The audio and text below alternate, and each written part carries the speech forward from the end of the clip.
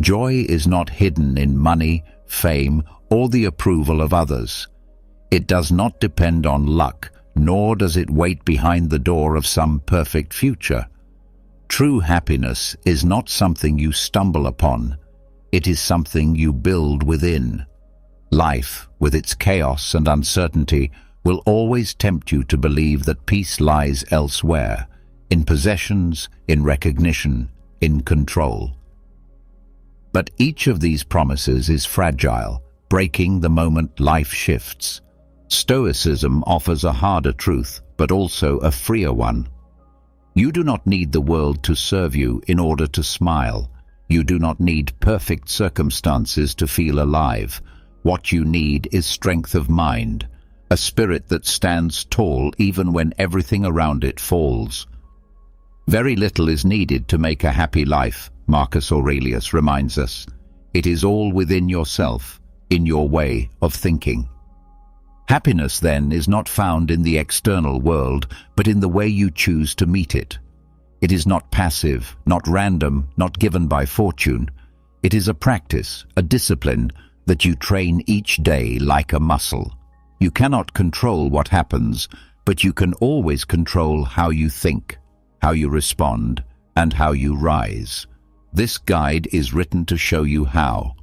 It will not promise an easy path. Instead, it will invite you into a stronger way of living, one where joy is unshakable because it is built inside you, beyond the reach of chance or loss.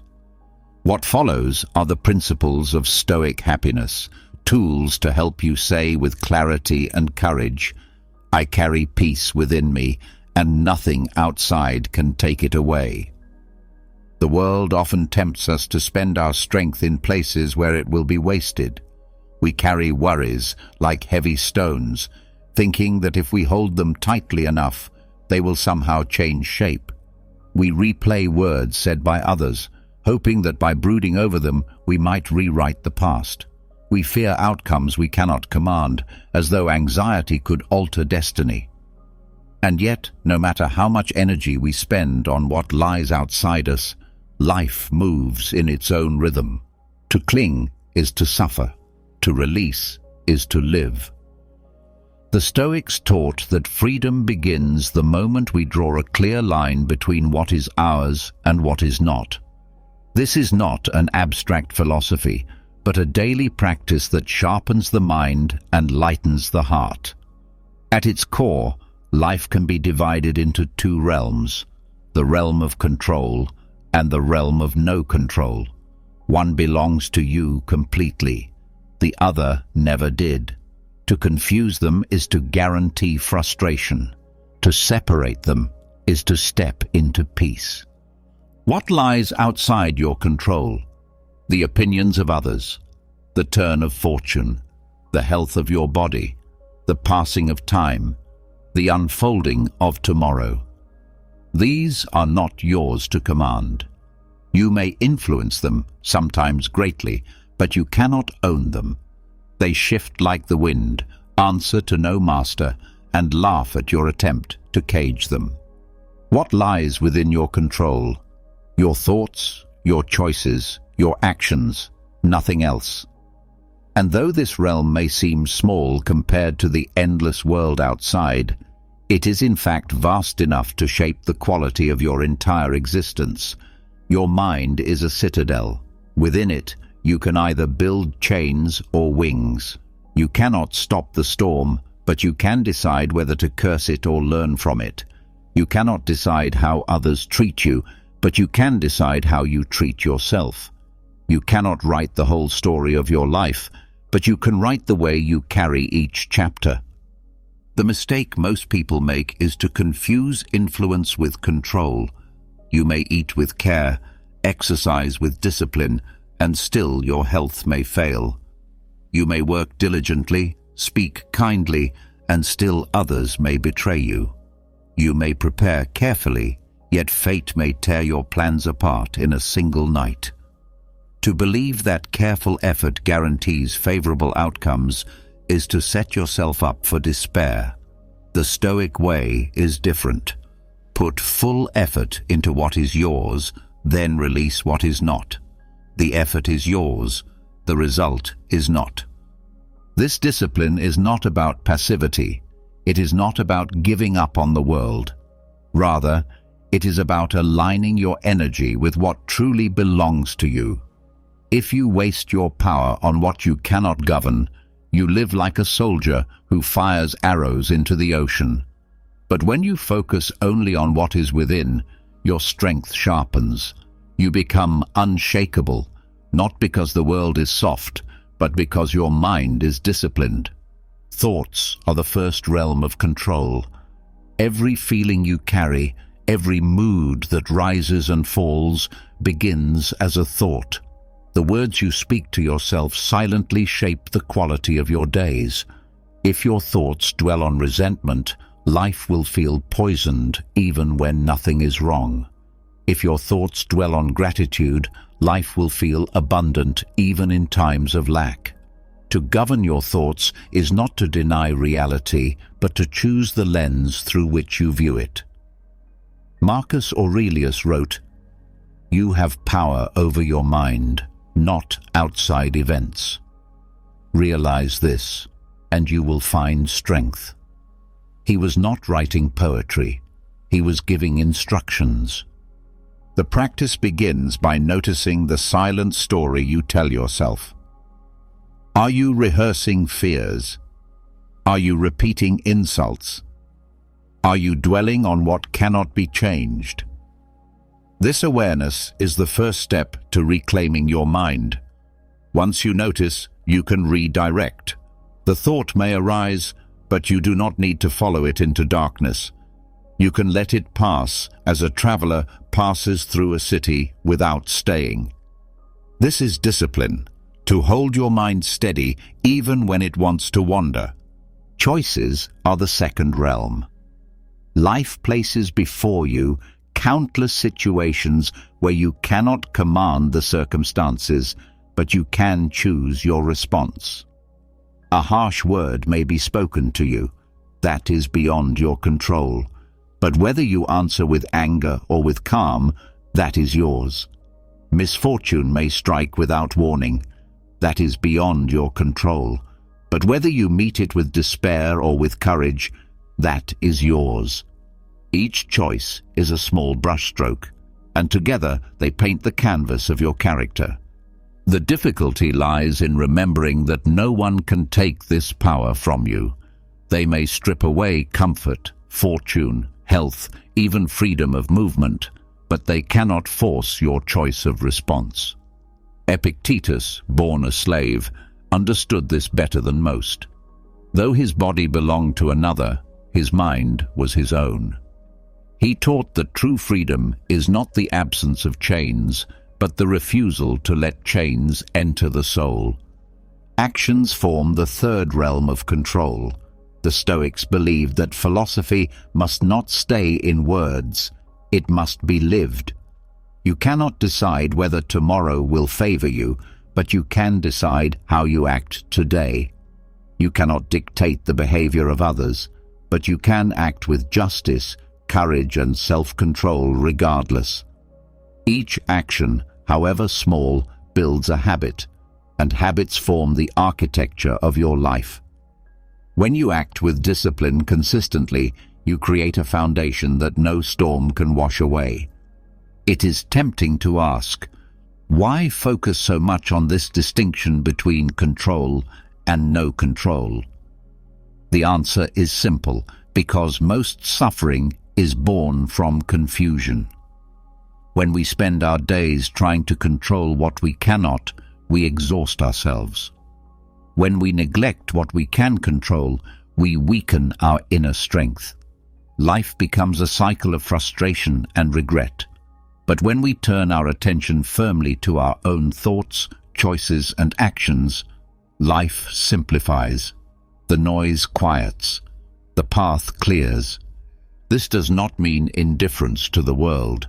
To the contrary, by focusing on what you can control, you become more effective in the world. You plant seeds without demanding harvests. You act with integrity without needing applause. You love without needing to own. This way of living frees you from the desperation of outcomes and roots you in the dignity of action. The world may still wound you, but it cannot break you, because you never placed your peace in its hands. Consider anger. Most anger arises from the belief that the world should obey you. Someone offends you, delays you, misunderstands you, and you react as though they have stolen your peace. But they cannot. The only theft possible is the one you allow when you hand over your mind to irritation. By recognizing that you cannot control others, you remove the source of anger's fuel. You respond with clarity instead of heat. This is not weakness, it is mastery. Or consider fear. Fear thrives when you try to govern the uncertain. The mind races into the future, creating endless scenarios it cannot control. You fear death, loss, failure, rejection, all shadows of things beyond your command. The cure is not denial, but focus. Return to what is yours, your preparation, your courage, your present action. Beyond that, let go. Fear withers when starved of false control. Even sorrow finds a new shape when viewed through this lens. Grief is natural, for we are human. But suffering deepens when we insist that life should have been different. We mourn not only the loss, but the imagined world where the loss never came.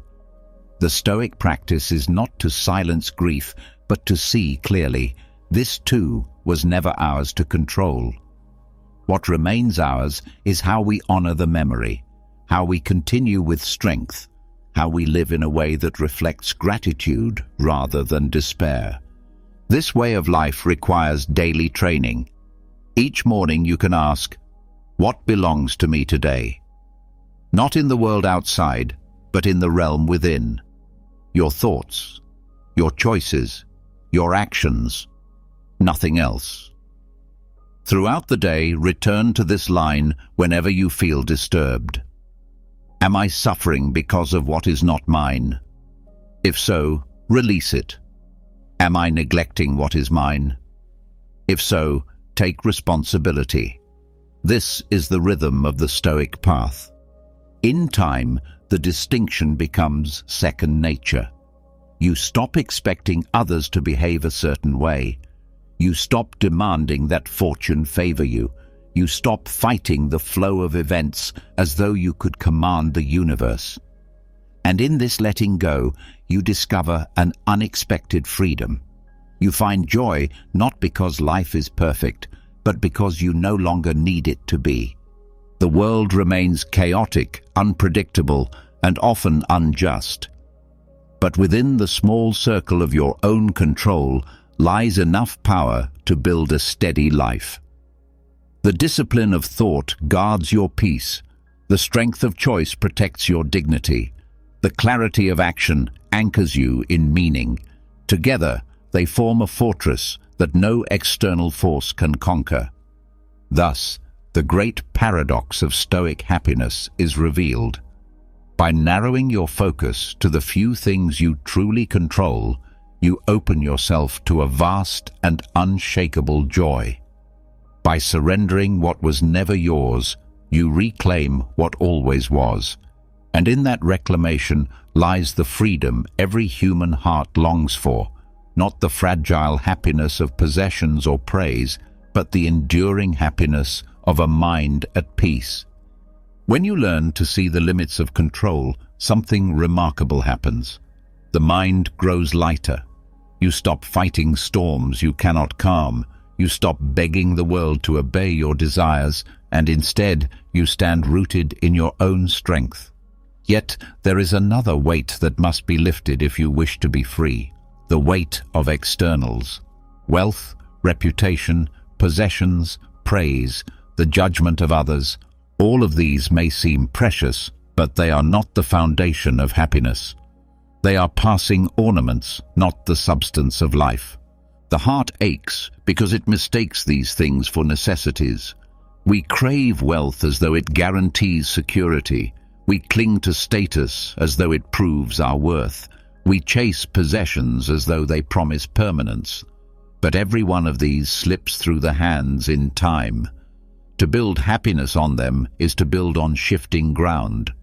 When the tide turns, so too does your peace.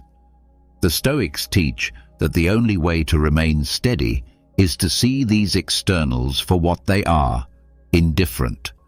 Wealth is the first illusion. Money can provide comfort, but it cannot grant tranquility. You may sit in a palace and still feel restless.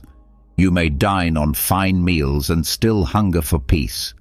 Money extends the reach of your influence, but it cannot change the nature of your mind. It can purchase luxuries, but not freedom from fear or envy. The poor man may despair because he lacks it, but the rich man also despairs because he fears to lose it. To make wealth the measure of happiness is to set yourself up for endless anxiety. True wealth is contentment with little, for then nothing can be stolen from you. Status is another trap. Titles, positions, and recognition seem to raise us above others, but they are fragile. Today you may be honored, tomorrow forgotten. The applause of the crowd fades as quickly as it rises. If your peace depends on how others see you, then you are never truly free. You live not for yourself, but as a slave to their opinions. The Stoics remind us that dignity lies not in titles, but in character. A simple life lived with justice and courage is greater than the hollow glory of fame. To seek honor is to put your happiness in the hands of strangers. To live with integrity is to keep it in your own. Possessions are perhaps the most deceptive. They sparkle with the promise of satisfaction, but once obtained, their shine fades. The new object soon becomes ordinary, and the hunger for more returns. This cycle of desire never ends, for the mind that looks outward for joy will never be satisfied. Every possession is vulnerable to theft, loss, or decay.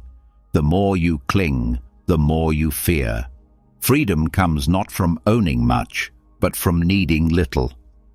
When you no longer measure your worth by what you hold, you find a kind of abundance that no loss can threaten.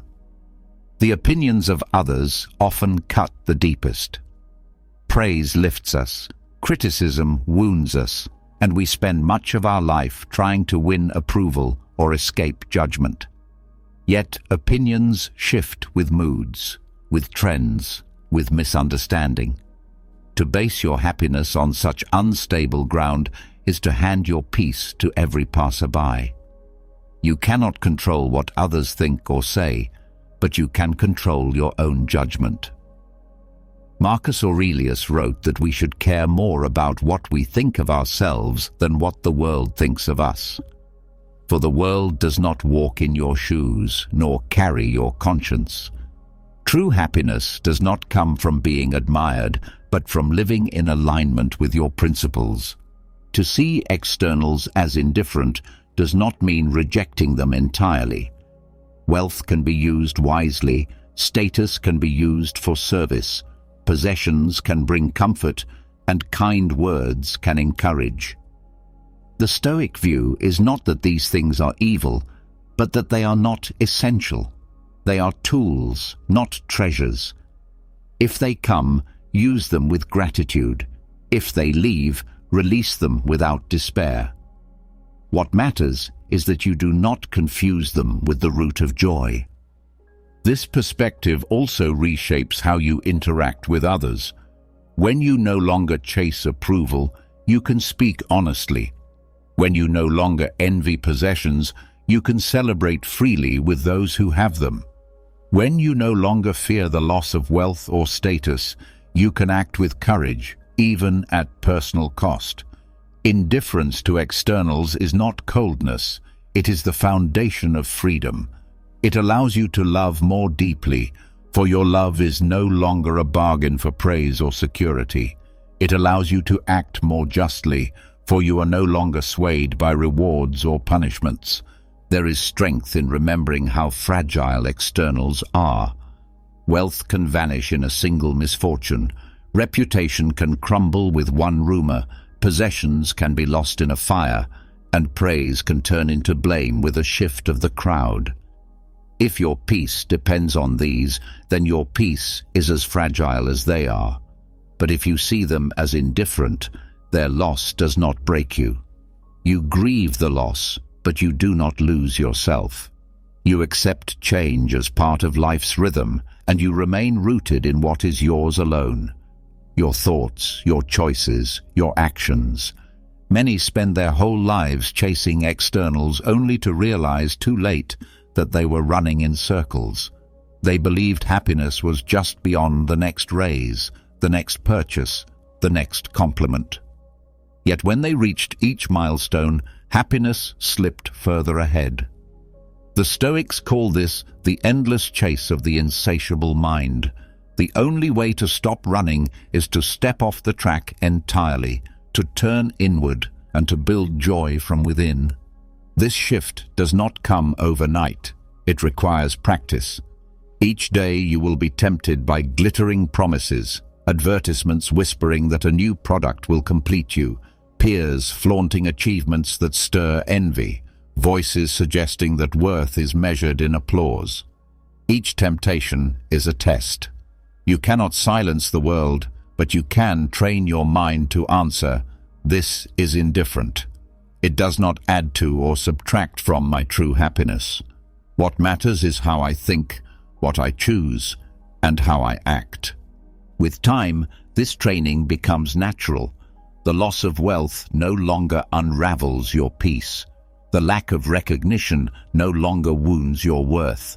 The shifting opinions of others no longer control your actions.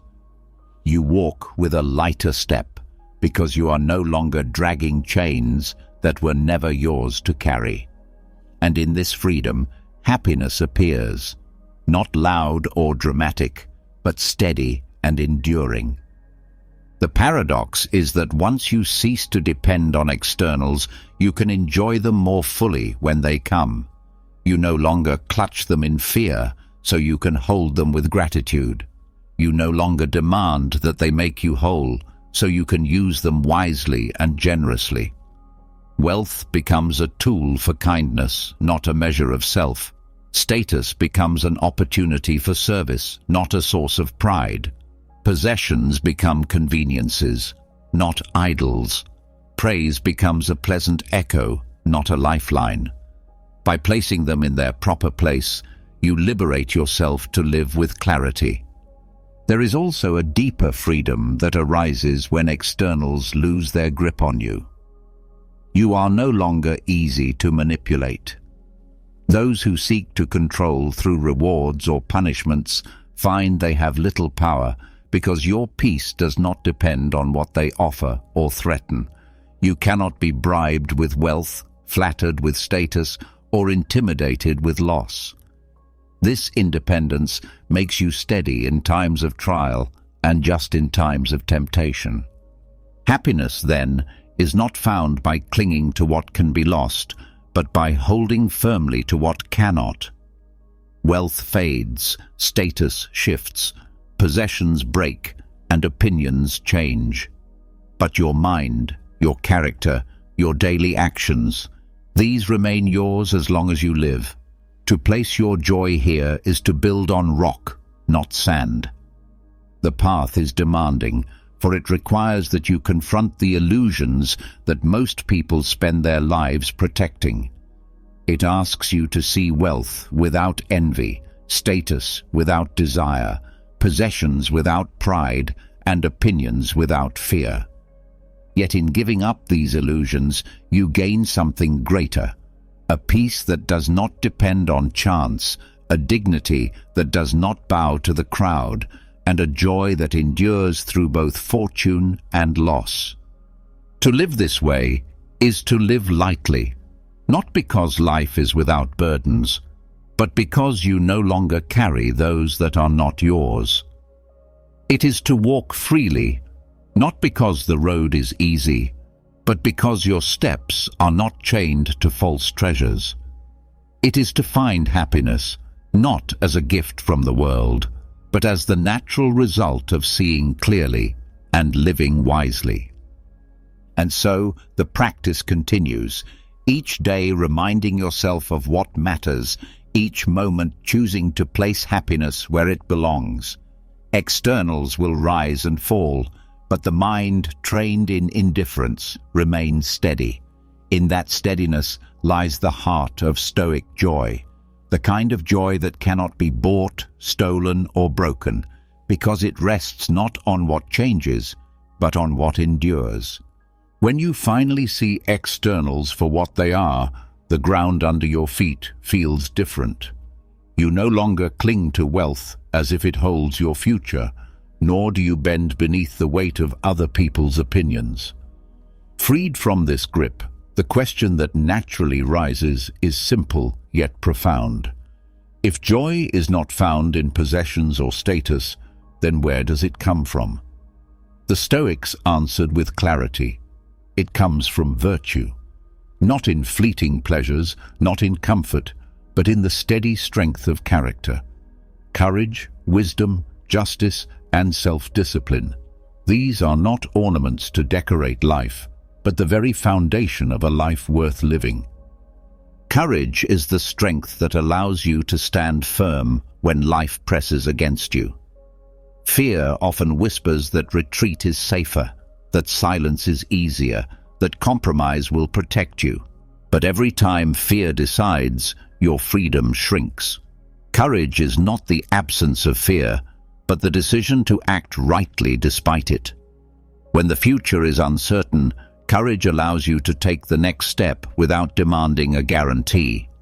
When you are tested by pain, courage steadies your will so you can endure with dignity. This is why Stoics saw courage as essential. Without it, wisdom remains idle, justice remains unpracticed, and self-discipline collapses at the first trial. Courage carries you forward when comfort would hold you back. Wisdom is the compass that guides action. It is not simply knowledge, for knowledge can be misused. Wisdom is the art of knowing what matters and choosing accordingly. The world is full of noise, endless distractions that call for your attention. Without wisdom, you spend your days chasing shadows, confusing appearance for reality. Wisdom clears the path by distinguishing the useful from the harmful, the temporary from the lasting, the trivial from the essential. It teaches you to look beneath the surface of things and to act with foresight.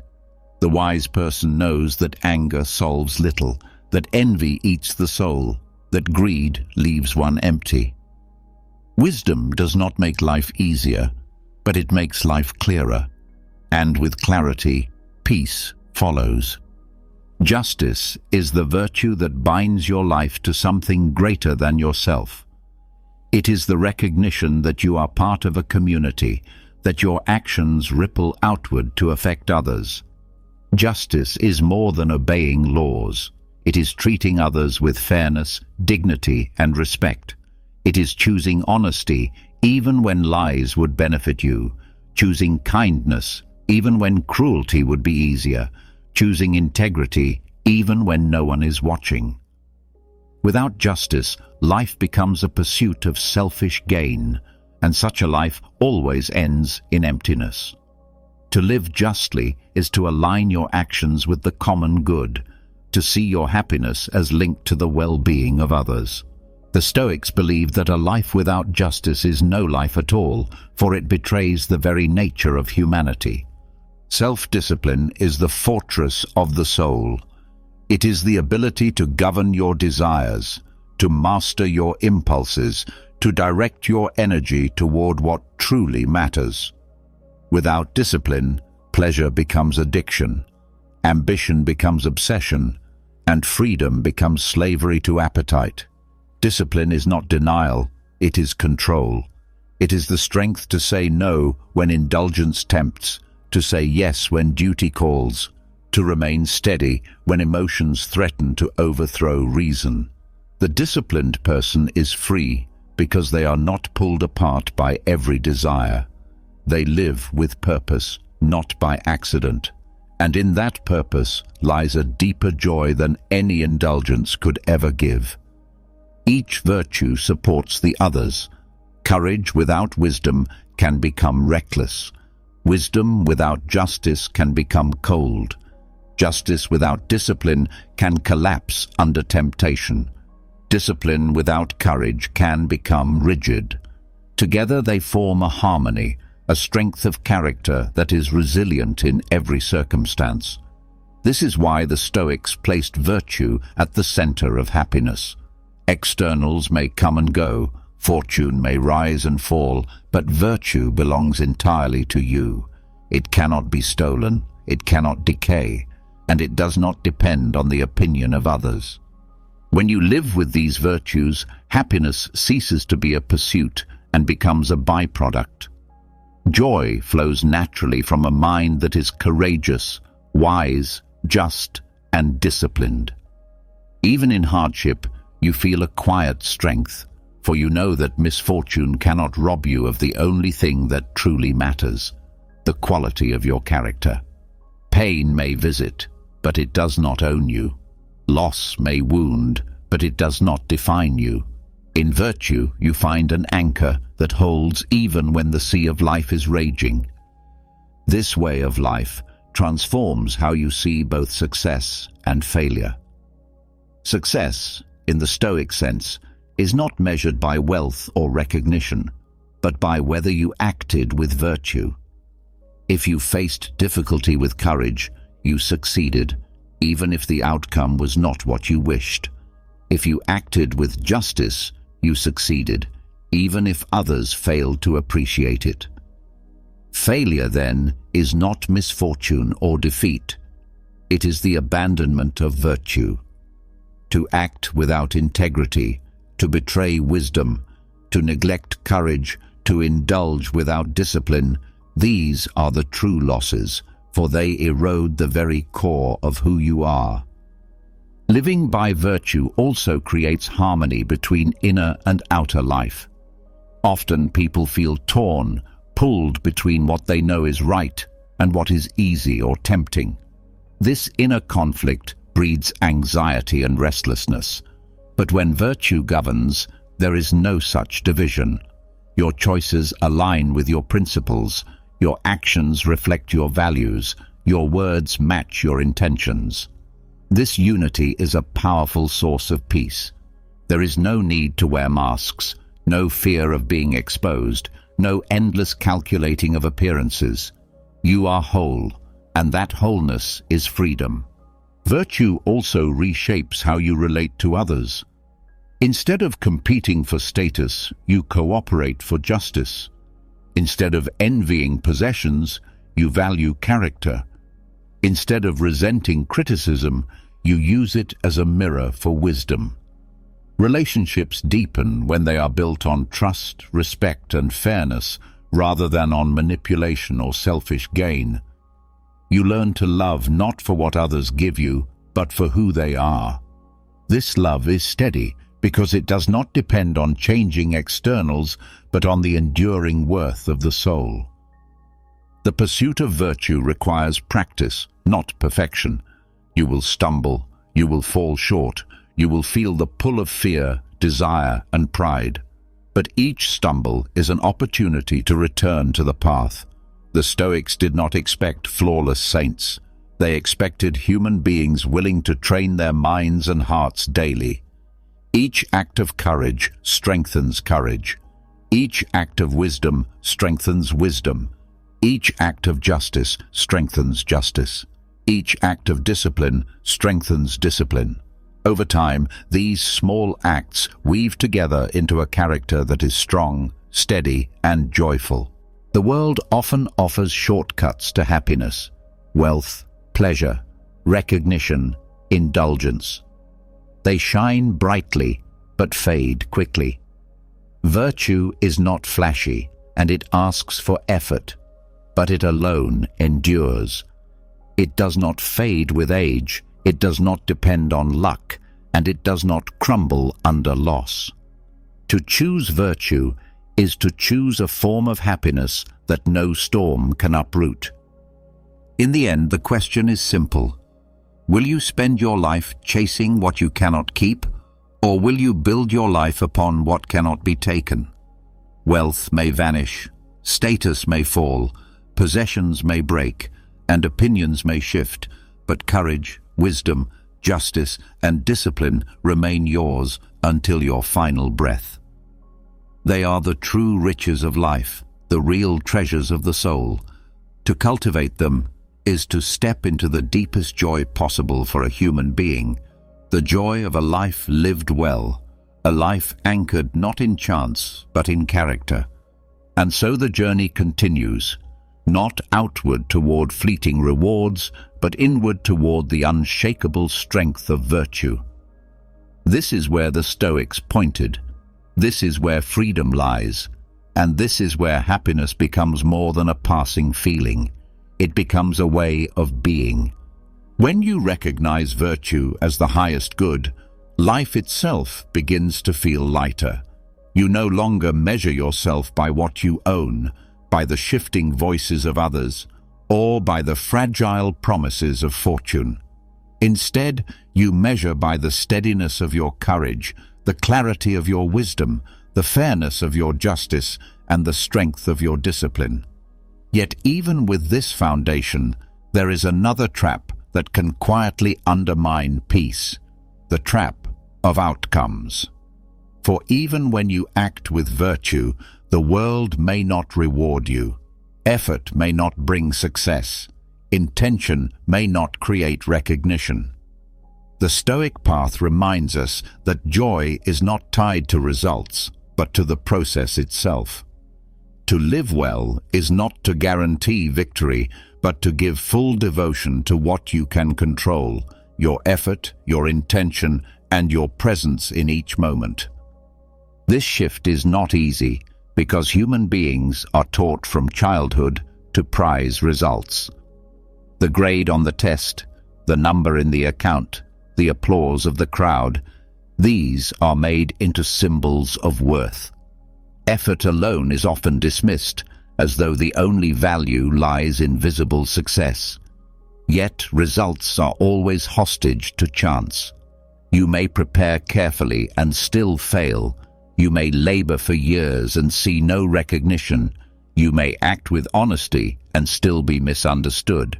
If your peace depends on outcomes, then your happiness will be as unstable as fortune itself. The Stoics urge us to reverse this thinking. They ask, what belongs to you? Not the outcome, but the effort. Not the applause, but the integrity of intention. Not the trophy, but the discipline of showing up fully. When you begin to care more about the quality of your process than the shape of the result, you step into freedom. Success becomes doing your work with honesty, courage, and care. Failure becomes abandoning these virtues, no matter how bright the outcome might look to others. Focusing on process changes the very texture of daily life. Every action becomes an opportunity to practice excellence. Washing the dishes with attention and calm becomes as meaningful as completing a grand project, for in both cases, the same virtues are at play: discipline, presence, and integrity. When the focus shifts inward, you no longer need to compare your results to others, because the measure is always within. Did I act with sincerity, with care, with justice? This makes life both simpler and deeper. This mindset also shields you from despair in times of difficulty. When the harvest fails, despite careful tending, you can still hold peace, for you know your work was honest. When a project collapses despite your effort, you need not feel broken, for the effort itself was meaningful. When others reject or misunderstand you, their response does not cancel the dignity of your action. By anchoring happiness in process, you make it independent of fortune's whims. Effort carries its own kind of beauty. It is the quiet strength of persistence, the willingness to keep walking, even when the destination is uncertain. To give full effort is to honor life itself, to treat each moment as worthy of your best, regardless of what it returns. The Stoics saw life not as a stage where results determine your value, but as a field of training where effort shapes your soul. Each attempt to live with clarity strengthens you, whether or not the world notices. Intention is equally vital. Actions may look similar from the outside, but intention separates virtue from vanity. To give a gift for praise is different from giving a gift for love. To speak truth for power is different from speaking truth for integrity. When intention is pure, the action itself is noble, even if misunderstood. When intention is corrupted, the action is hollow, even if praised. By focusing on intention, you ensure that your life is guided by what is real, not by appearances. This shift also reshapes ambition. Ambition, when tied to outcomes, breeds restlessness and dissatisfaction. The goal is always ahead, and the present is never enough. But ambition tied to process becomes a form of devotion. You strive not for the uncertain fruit of results, but for the certain practice of effort. Each day becomes complete in itself, because the act of living well is the reward. This is how a Stoic can feel fulfilled even in difficulty, because the measure of success lies always within reach. The quality of today's choices. The obsession with results often breeds comparison. We look sideways at others, measuring ourselves by their wealth, their status, their achievements. Yet when process is your focus, comparison fades. Another's success does not diminish you, nor does another's failure elevate you. Your path is your own, and the only question is whether you are walking it with clarity and strength. This independence from comparison is a powerful form of peace, for it liberates you from the endless race of appearances. Patience also grows naturally when process takes priority. Outcomes often take time, and impatience breeds frustration. But when you value the effort itself, each step holds meaning. You learn to honor the work of today without needing the promise of tomorrow. This steadiness makes you resilient, for you are not constantly straining toward results, but fully engaged in the present task. Even failure is transformed by this mindset. When you define success by outcome, failure feels like defeat. But when you define success by effort and intention, failure becomes a teacher. It shows where your process can be improved, where your virtues can be strengthened. Failure becomes not an end, but a step in the practice of living well. It loses its sting because it no longer defines your worth. This way of living demands honesty with yourself. It is easy to claim that effort was sincere when in truth you held back. The Stoics teach that true peace comes only when you give your whole self to the present task. To act half-heartedly and then blame fortune for poor results is self-deception. To act fully and accept whatever follows is strength. This honesty with effort is liberating, for it removes the constant need to justify outcomes. The freedom that comes from this shift is profound. You are no longer chained to luck, no longer at the mercy of circumstances. You live in alignment with your principles, and this alignment is unshakable. The applause may never come, the fortune may never arrive, the recognition may never appear, and yet you remain steady, because the true reward was never outside. It was always in the act of living well, in the daily practice of courage, wisdom, justice, and discipline.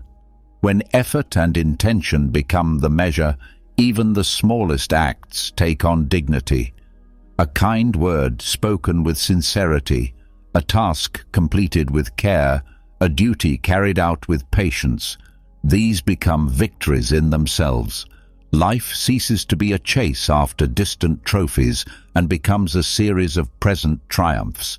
Each day becomes complete, not because it brought visible success, but because you lived it with clarity.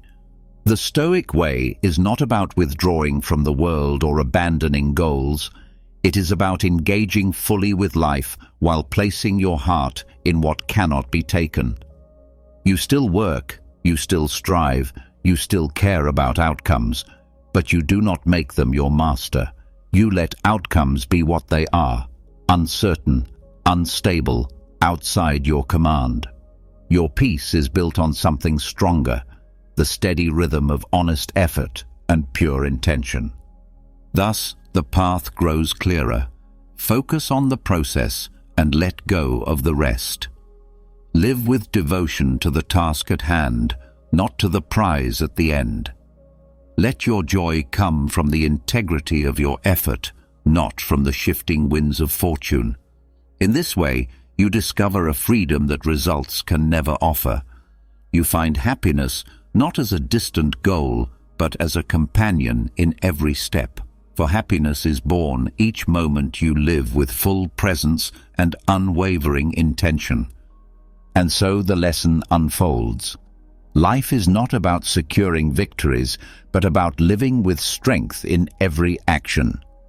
Fortune may play its games, outcomes may rise and fall, but the process remains yours. Care for it, honor it, and you will find a happiness that no outcome can grant and no outcome can take away. When you learn to care for the process instead of the outcome, a quiet strength begins to grow. You no longer depend on fortune's gifts, nor do you let failure crush your spirit. Effort itself becomes its own reward, and intention becomes the measure of your life. Yet even with this discipline, the human heart often slips into complacency. It takes for granted what surrounds it, assuming that the people and comforts you hold today will remain tomorrow. This blindness weakens gratitude and makes the soul unprepared for life's sudden turns. The Stoics offered a remedy for this, the practice of premeditatio malorum, the deliberate reflection on loss and hardship. By contemplating what could be taken, you awaken a deeper appreciation for what is here now. This exercise is not born from pessimism, but from clarity. Life is fragile, and pretending otherwise only deepens shock when change comes. To reflect on loss is not to call it into being, but to prepare the soul for the truth that nothing outside your mind is permanent. The Stoics believed that by reminding yourself of life's uncertainties, you would learn to hold every blessing with reverence rather than entitlement. Consider the people closest to you. Each conversation, each embrace, each shared laugh feels ordinary in the moment, but they are treasures that will not last forever. To remind yourself that these bonds could end at any time sharpens your presence with them. Words spoken in kindness become urgent. Attention becomes undivided. Love becomes active rather than delayed. The awareness of impermanence does not darken love. It intensifies it.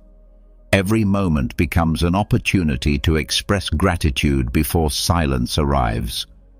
The same practice applies to possessions. Everything you own, no matter how secure it seems, can be taken by accident, disaster, or decay. When you remind yourself of this truth, possessions lose their hold over your heart. You learn to enjoy them while they are with you, but remain prepared to release them without despair. A cup that may break is cherished more tenderly.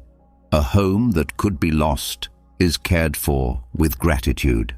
This mindset strips away the illusion of permanence and teaches you to treat every object as a temporary guest rather than a permanent treasure. Health is another realm where negative visualization holds power.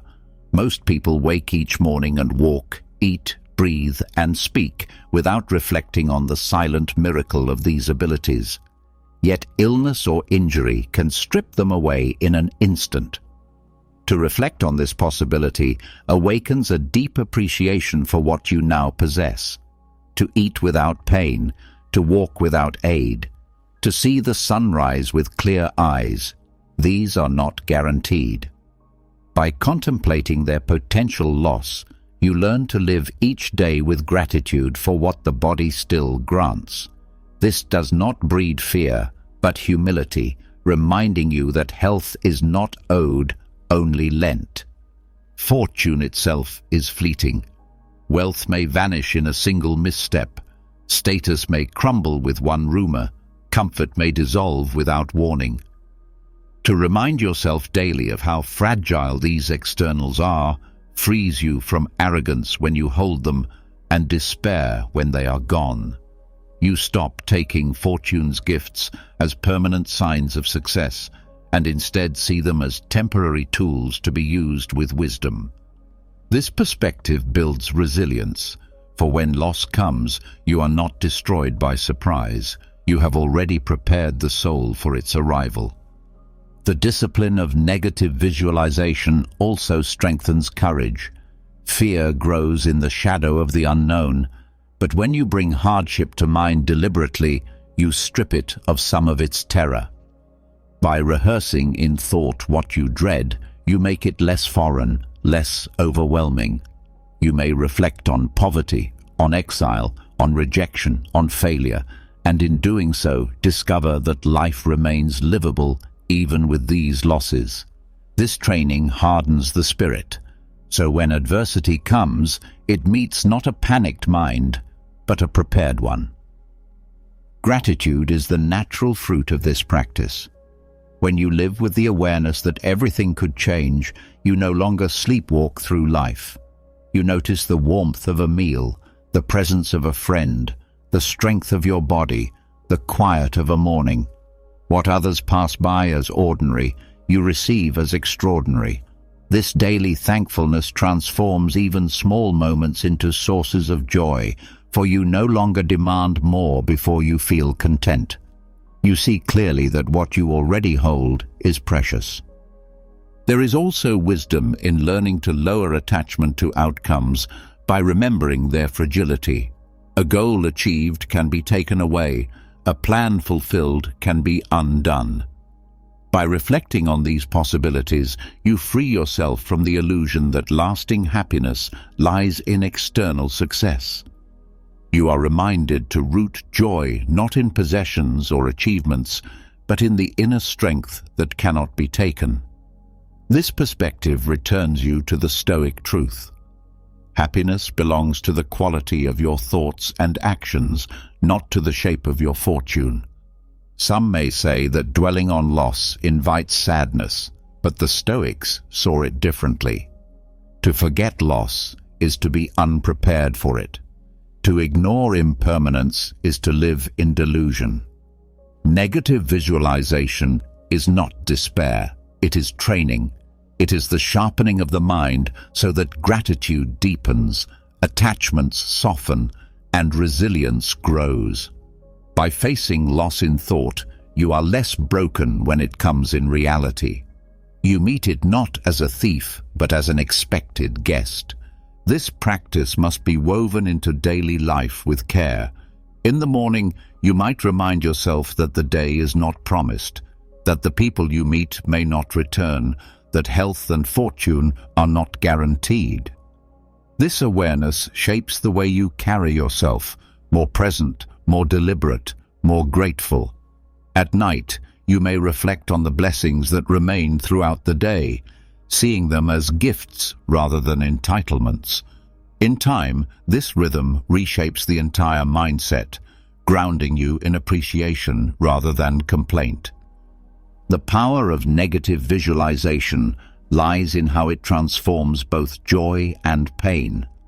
Joy becomes richer because it is recognized as fragile. Pain becomes lighter because it is no longer met with shock. Life's highs are savored, life's lows are endured, and through both the soul remains steady. This steadiness is the heart of Stoic happiness, a joy that does not deny life's harshness but thrives within it. When you reflect on loss, you are not inviting sorrow, you are training for resilience. You are reminding yourself that you do not own tomorrow, that you do not command fortune, that you are a guest in a world where everything shifts. This recognition is not bleak, it is liberating. For once you see that nothing is guaranteed, every moment becomes a gift, every relationship becomes sacred, every ordinary day becomes extraordinary.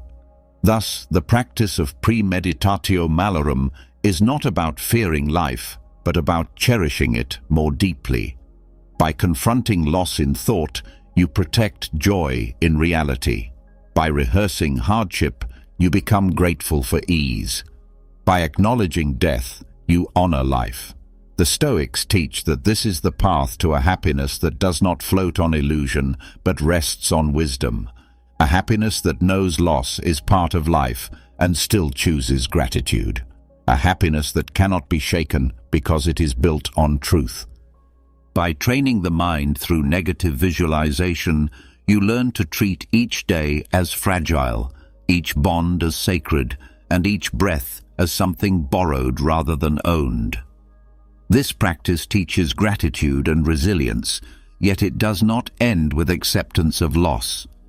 There is a further step, a deeper discipline, where you are not only prepared for hardship, but willing to embrace it as necessary. The Stoics called this amor fati, the love of fate. It is not merely about enduring what happens, but about welcoming it as part of the order of life, as something meant to shape you rather than destroy you. This approach begins with a simple truth. Life is not designed to serve your preferences. Seasons turn without asking, storms arrive uninvited, and fortune shifts without explanation. To resist this flow is to exhaust yourself against what cannot be altered. Amor fati teaches the opposite, to see in every event, even the painful ones, a role in the larger pattern of existence. Instead of saying, "Why me?" the Stoic says, "Yes, this too belongs."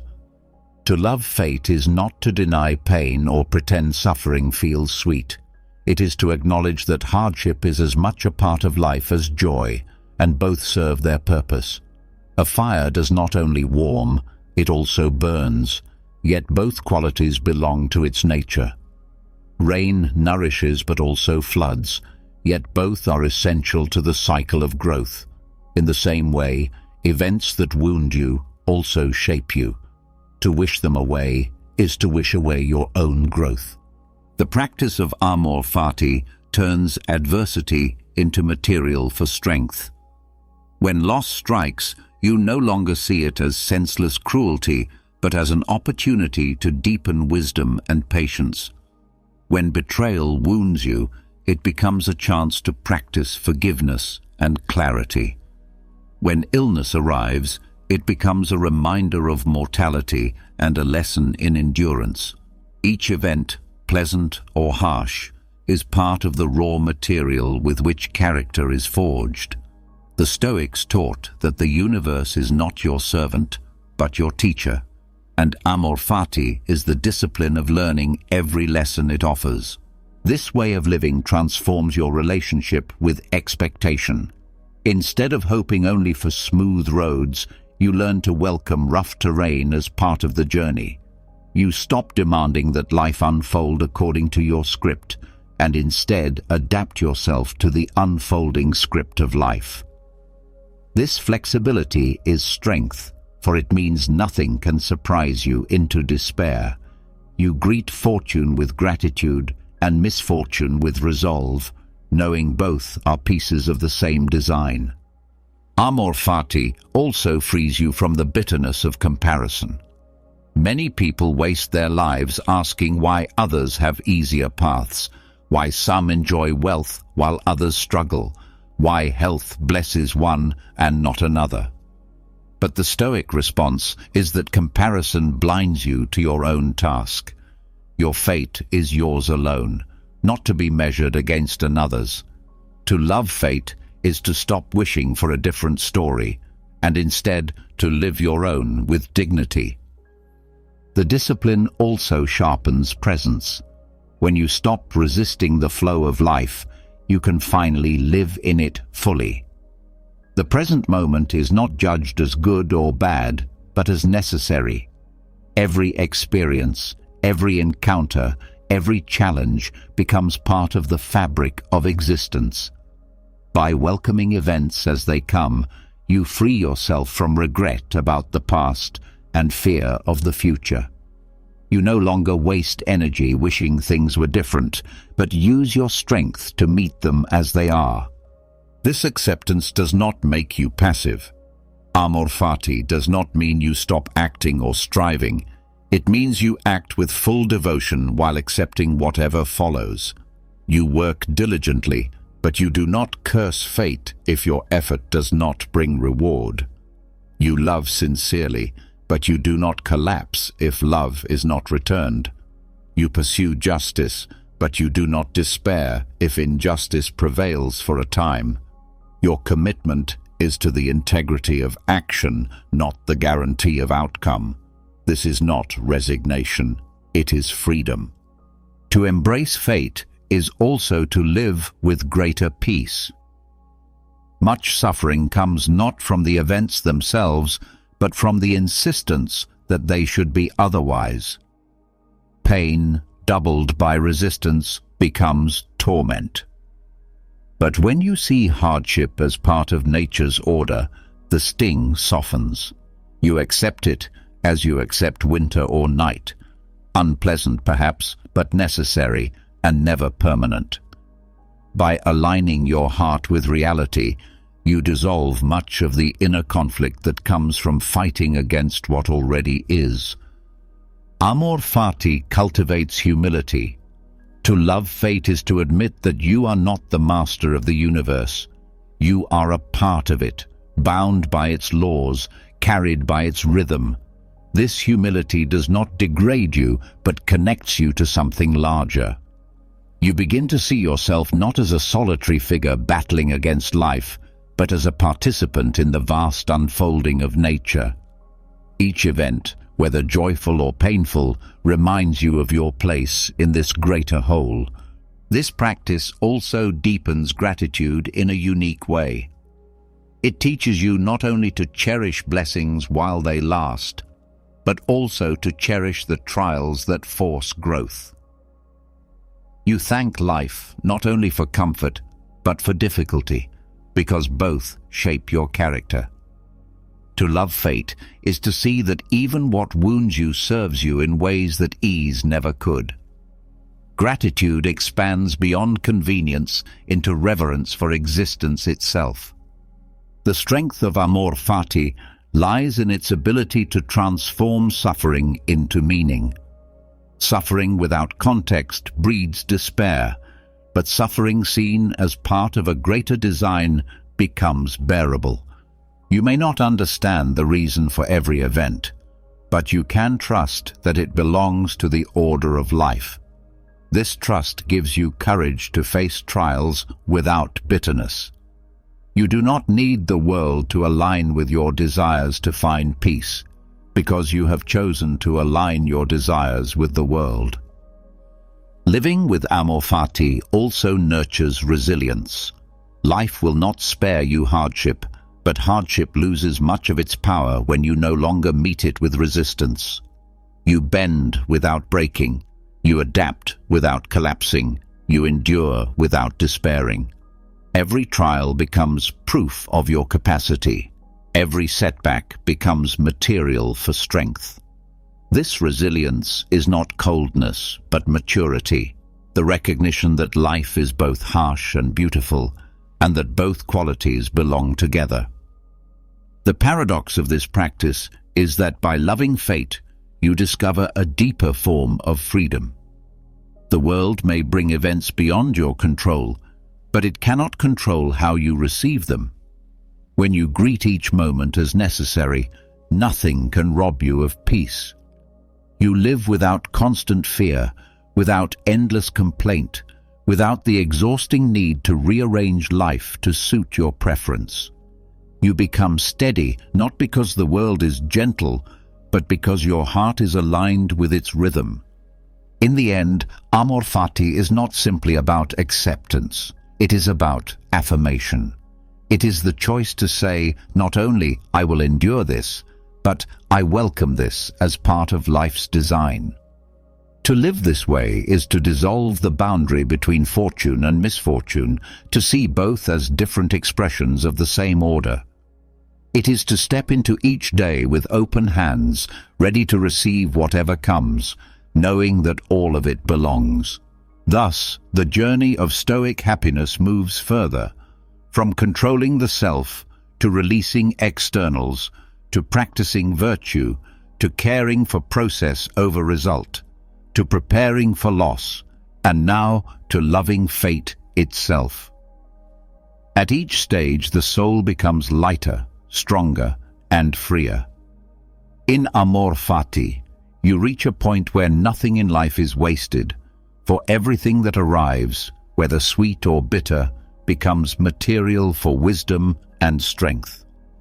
To live this way is to live fully, not in defiance of fate, but in harmony with it, and in that harmony lies a joy that cannot be shaken. By learning to love fate, you stop resisting life and begin to walk with it. Every event, even hardship, becomes part of a larger order that strengthens rather than weakens you.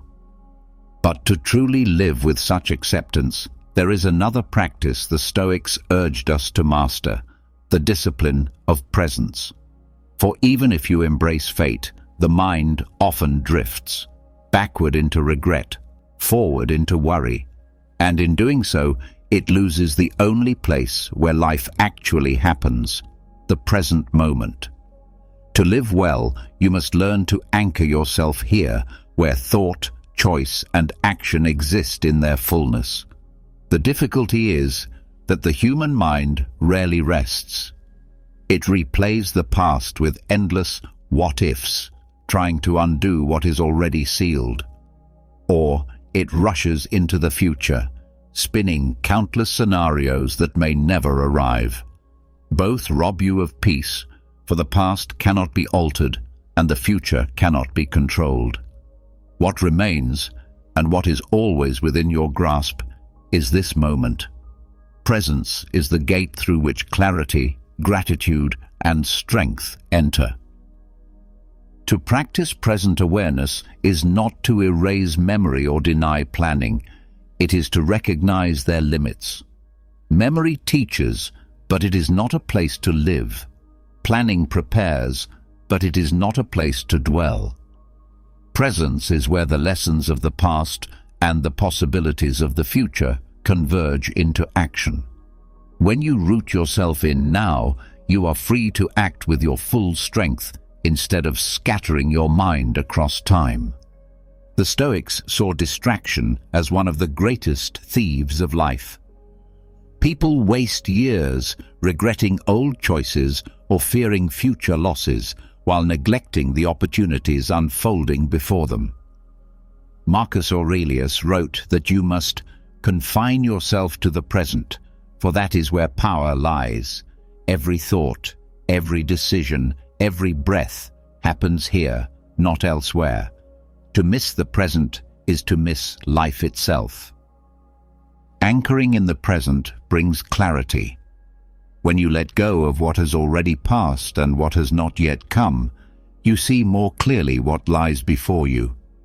Small details emerge: the sound of a voice, the weight of your words, the choices available in this instant. This clarity allows you to respond with wisdom instead of reacting from habit or fear.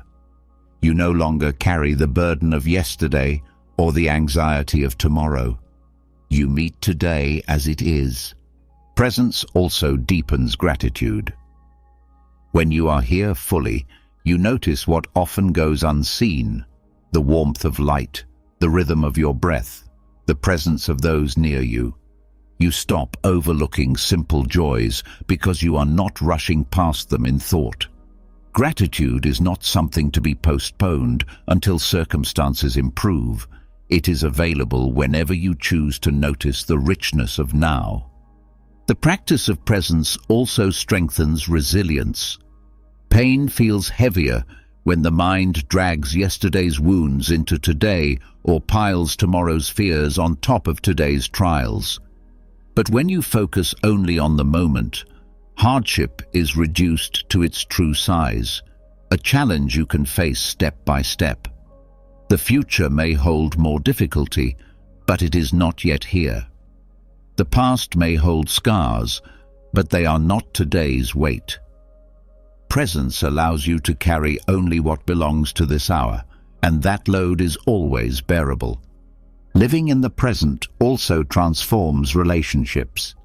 Too often, conversations are clouded by distraction. The body is present, but the mind is elsewhere.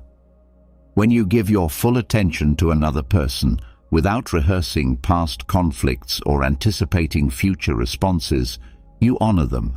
You listen more deeply, speak more thoughtfully, and connect more genuinely.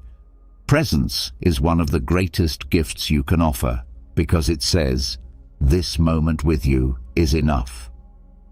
Another strength of presence is how it frees you from perfectionism. Many people waste time replaying past mistakes or fearing future judgment, trapped in a cycle of self-criticism. But when you anchor yourself in now, you understand that life is not about flawless records or perfect outcomes. It is about living this moment with integrity. The past mistake does not own you. The future opinion does not define you. Only the present choice matters. The discipline of presence also guards against restlessness. When the mind constantly flees into past or future, it never feels at home. It is always chasing or fleeing, never settled. But when you root yourself in the present, you find a steadiness that no external event can shake. The world may remain chaotic, but within, you are calm because you are not stretched thin across time. You are fully here, and that is enough. This practice does not come easily, for distraction is deeply ingrained. The mind resists stillness, preferring the familiar loops of memory and anticipation. Presence must be trained, just as discipline or courage must be trained. Simple practices help. Noticing the rhythm of your breath, pausing before responding, returning your attention to the task at hand. Each time you bring your mind back, you strengthen its ability to stay. Over time, presence becomes more natural, and life itself feels more vivid. Anchoring in the moment also transforms how you view time. Instead of treating life as something that begins later, you recognize that life is always happening now. Happiness is not postponed until circumstances align. Meaning is not delayed until the future arrives. Both are available in this instant through the quality of your thoughts and actions. This understanding frees you from the illusion that joy lies somewhere ahead. It is here, waiting for your attention. When presence becomes your practice, regret loses much of its sting. The past may contain mistakes, but they do not rule today. You acknowledge them, learn from them, and then return to the present, where change is possible. Similarly, anxiety about the future loses its grip. The future will come as it will, shaped partly by your actions, but never fully by your control. By focusing on today, you prepare wisely without being consumed by worry. This mindset also sharpens virtue. Courage, wisdom, justice, and self-discipline can only be lived now. You cannot be courageous yesterday or disciplined tomorrow. You can only act with these qualities in this moment. Presence, therefore, is not just a comfort. It is the ground where virtue is practiced.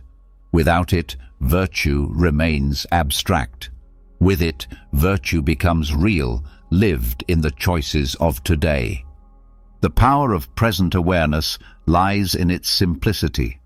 Life reduces to what you can do now, how you will think, how you will speak, how you will act. Nothing more is required, and nothing more is possible. This focus strips away the weight of what cannot be changed or predicted and leaves you with the clarity of action. In this clarity, peace arises because you are no longer at war with time. To practice presence is to reclaim your life.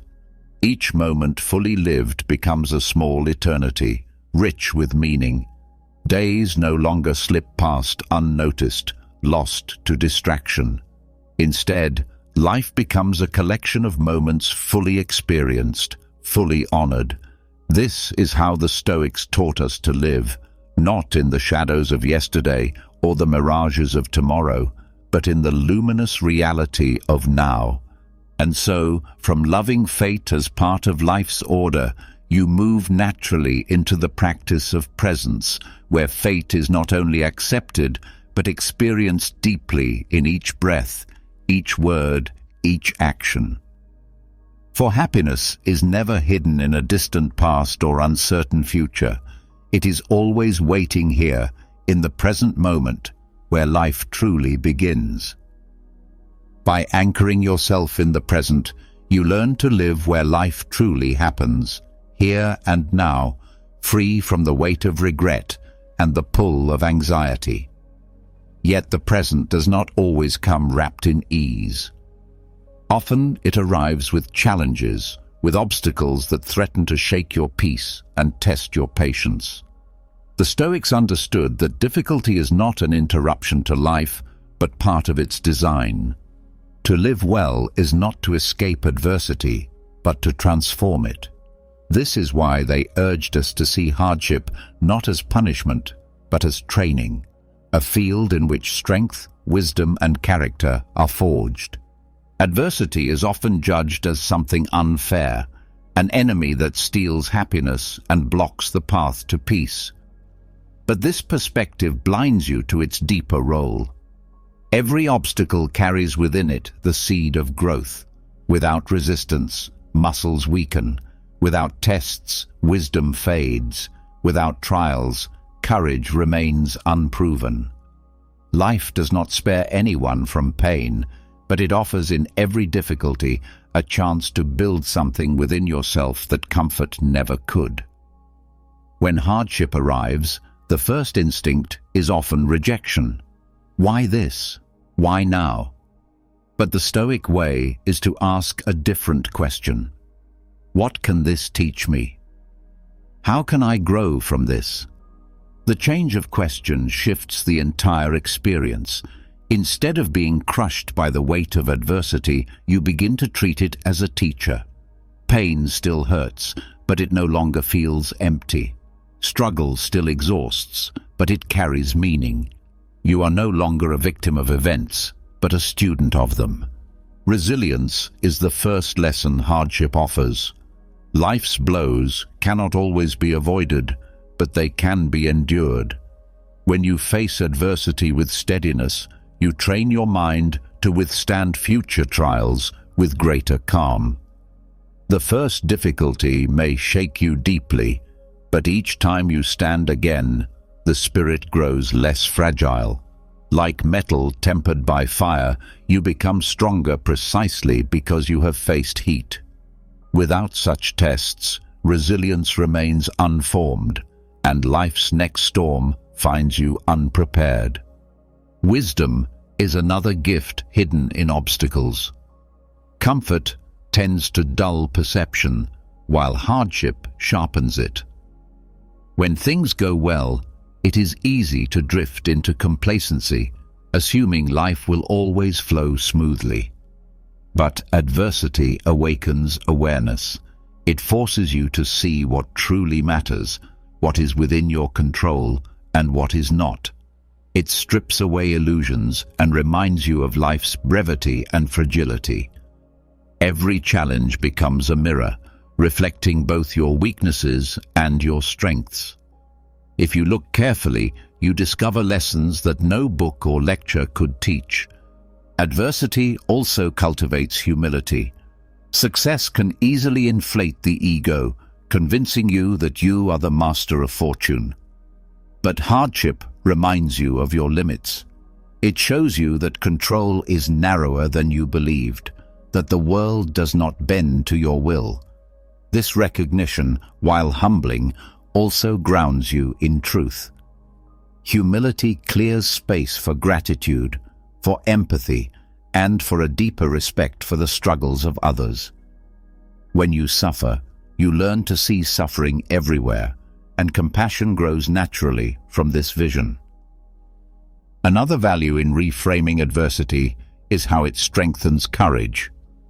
Fear often thrives in anticipation of pain, but when you have faced hardship before and endured it, fear loses some of its grip.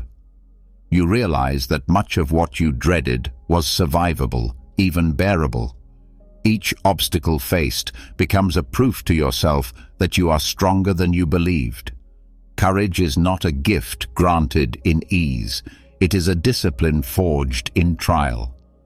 Justice too finds fertile ground in adversity.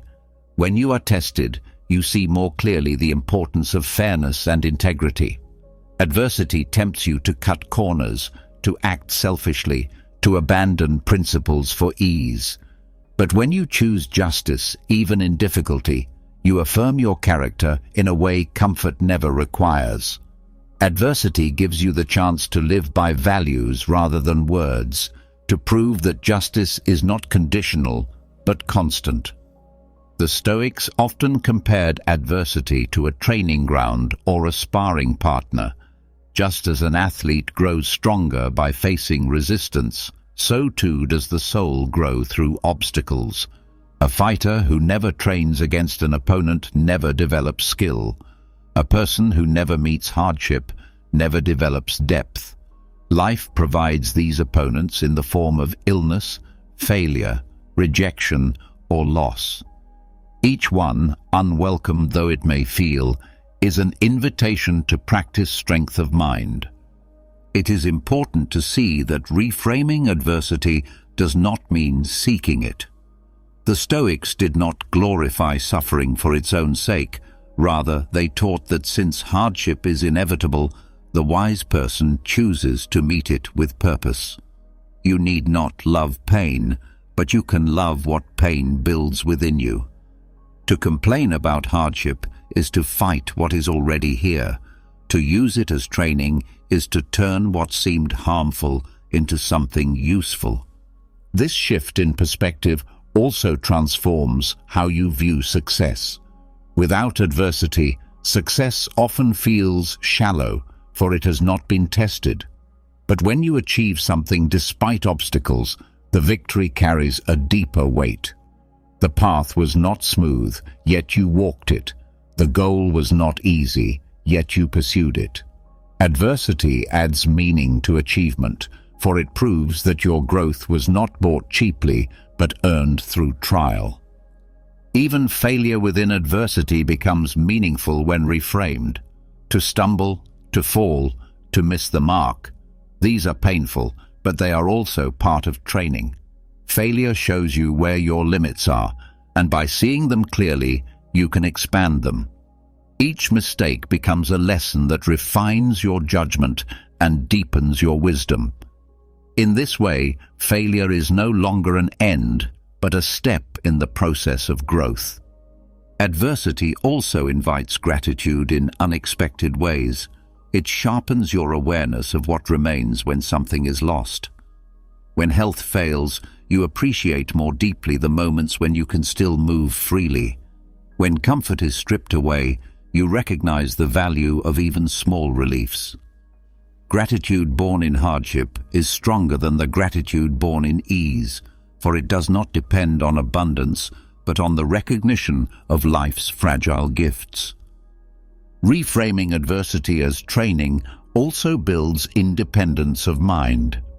When you stop seeing hardship as unfair, you stop needing life to protect you from difficulty.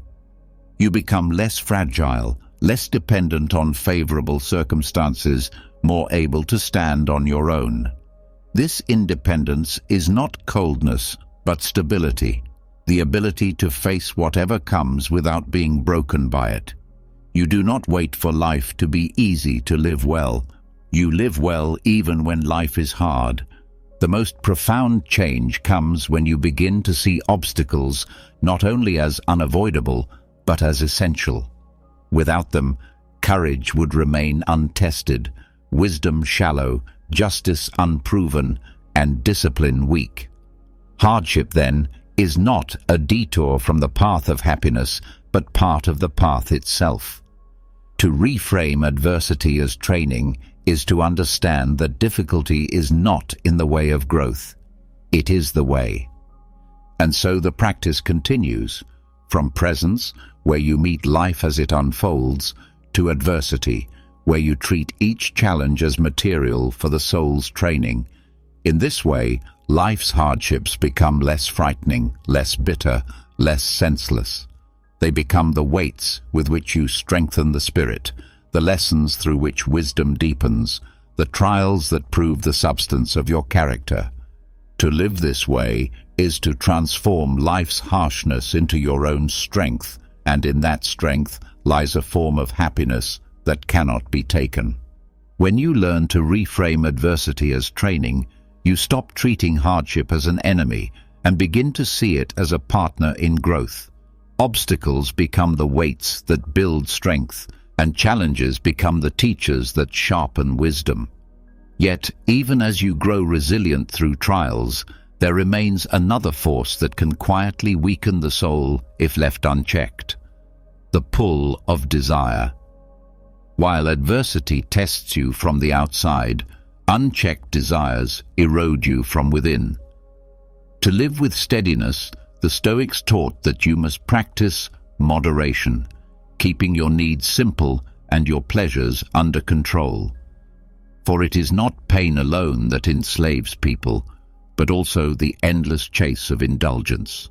The problem with desire is not that pleasure exists, but that it multiplies endlessly when allowed to rule unchecked. One taste calls for another, one possession stirs hunger for more, one comfort makes the next discomfort unbearable.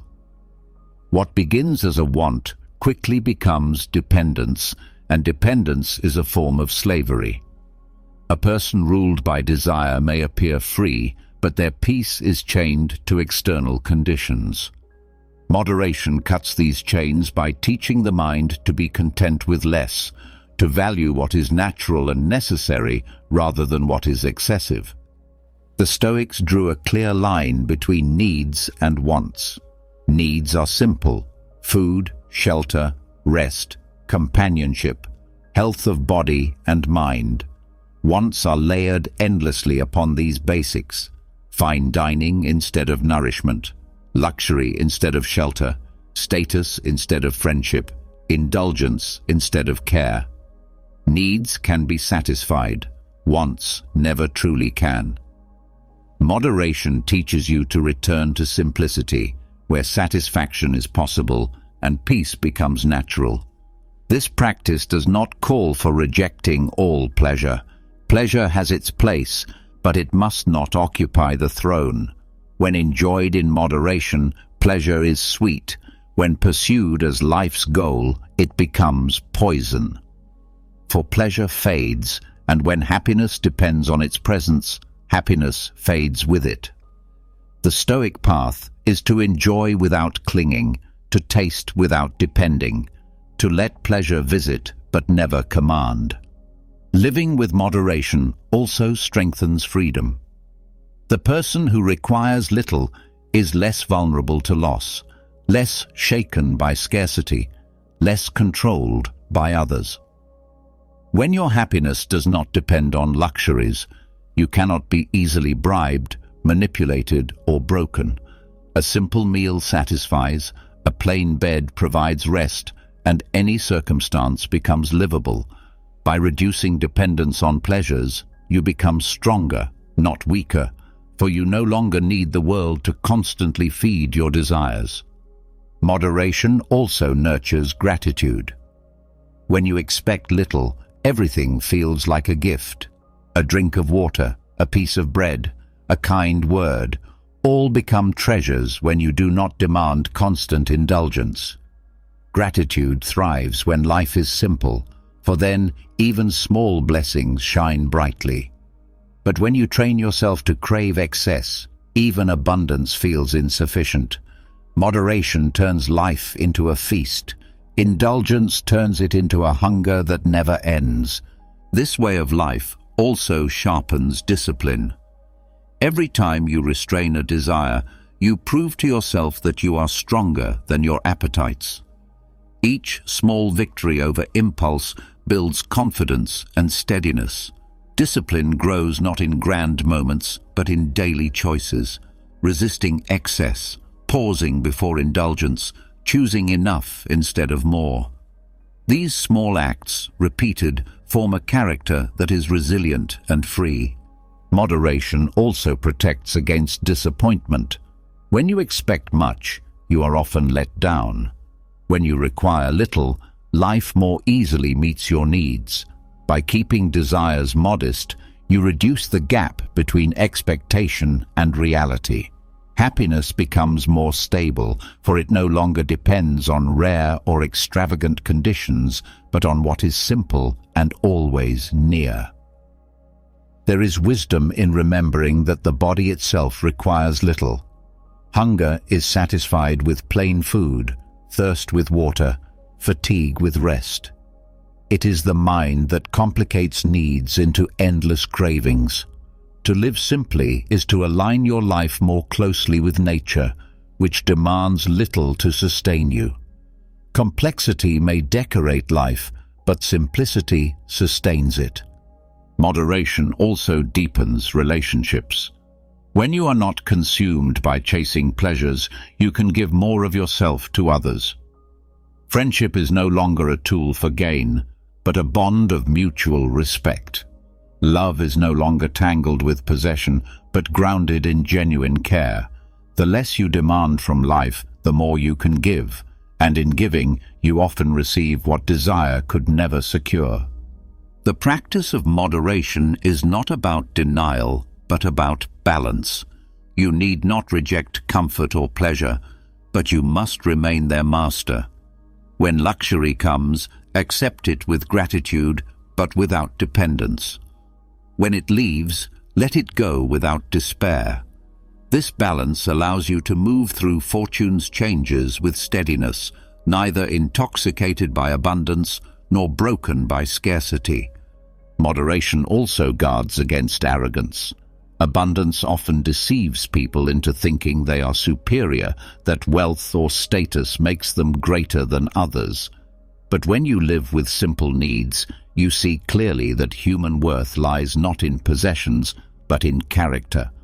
Moderation keeps pride in check, reminding you that life's essentials are shared by all. Another strength of moderation is how it makes you more adaptable. When you are used to simple living, you can adjust to any circumstance without losing peace. A soft bed is pleasant, but a hard floor does not destroy you. A fine meal delights, but plain food nourishes just as well. This adaptability makes you resilient in times of change, for your happiness is not fragile. Moderation also creates space for higher pursuits. When you are not consumed by desire, your mind is free to seek wisdom, to practice justice, to act with courage. Excess distracts, simplicity clarifies. The energy once spent chasing pleasures can be directed toward building character and serving others. This shift transforms life from a cycle of craving into a path of growth. The Stoics often pointed out that wealth and luxury do not guarantee peace. History is full of rulers with power and riches who lived in torment, consumed by fear of loss and hunger for more. By contrast, those who lived simply often enjoyed deeper peace, for they were satisfied with what life freely offered. Moderation is therefore not a deprivation, but a liberation from the false belief that happiness lies in excess. To practice moderation, you must begin with awareness. Notice which pleasures have become needs, which indulgences have turned into dependencies. Then, step by step, loosen their hold. Skip a luxury, reduce an indulgence, practice satisfaction with less. Each act of restraint strengthens your freedom. Over time, you discover that you do not need as much as you once believed, and in that discovery lies peace. Ultimately, moderation in desires is not about living a life of bleak austerity. It is about choosing a life where joy is not chained to excess. It is about finding contentment in what is natural, appreciating what is simple, and valuing what is always within reach. To live this way is to free yourself from the endless chase, to walk lightly through life, and to discover that happiness was never in abundance, but in the ability to be satisfied with enough. And so the Stoic path unfolds further.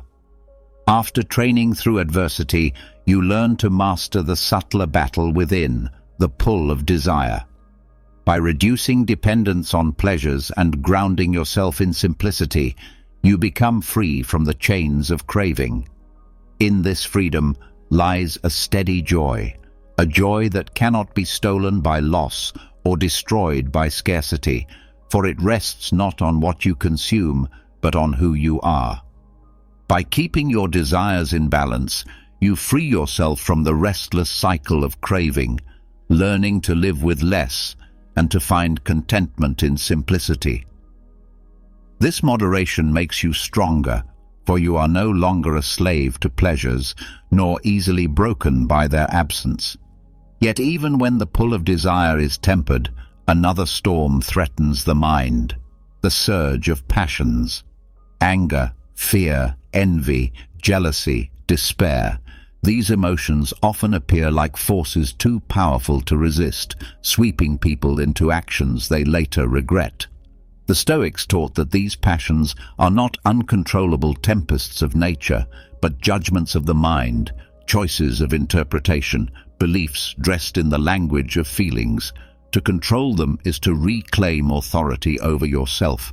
Passions often disguise themselves as external invasions, as if anger or fear suddenly attacks without warning.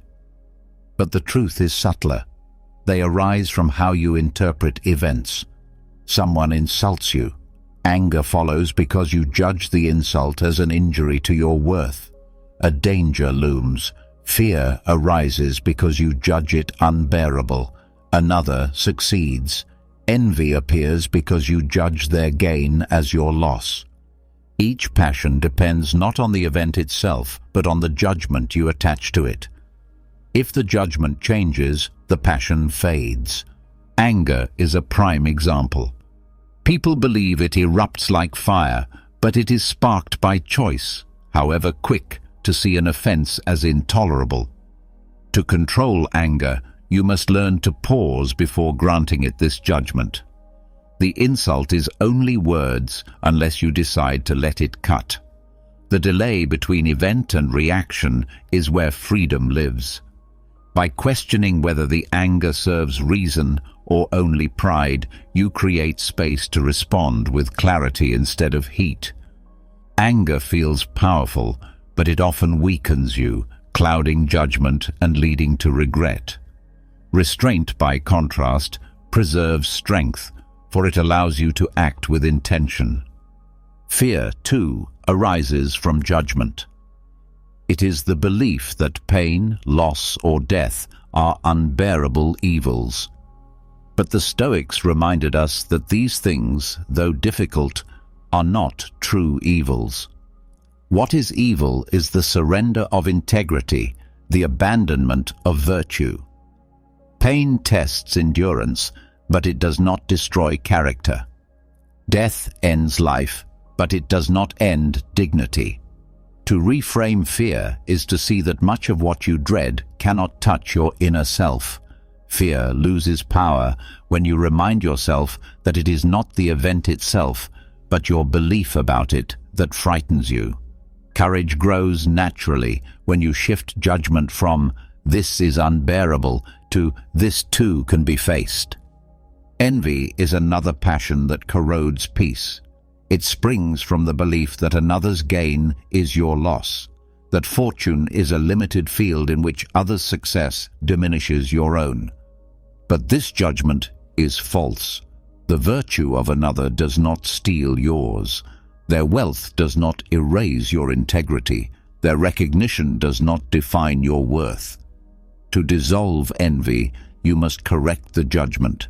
Happiness is not measured by comparison, but by alignment with your own principles. When you see clearly that joy does not depend on surpassing others, but on governing yourself, envy fades into indifference. Control of passions does not mean erasing all emotion. The Stoics distinguish between natural feelings and destructive passions. To feel pain at loss, to startle at danger, to admire what is noble, these are natural responses. Passions arise when the mind amplifies them into distorted judgments. Grief turned into despair, caution into paralyzing fear, appreciation into envy. The task is not to suppress humanity, but to train it, to guide raw impulses with reason so they do not overthrow the soul. This training begins with awareness. Most people are carried by emotions without noticing the judgments beneath them. To pause and examine what you are telling yourself when anger or fear arises is the first step to mastery. Ask, what belief is feeding this passion? Is it true? Is it useful? This act of questioning interrupts the automatic surge and returns authority to reason. Awareness does not silence passions instantly, but it weakens their grip each time it is practiced.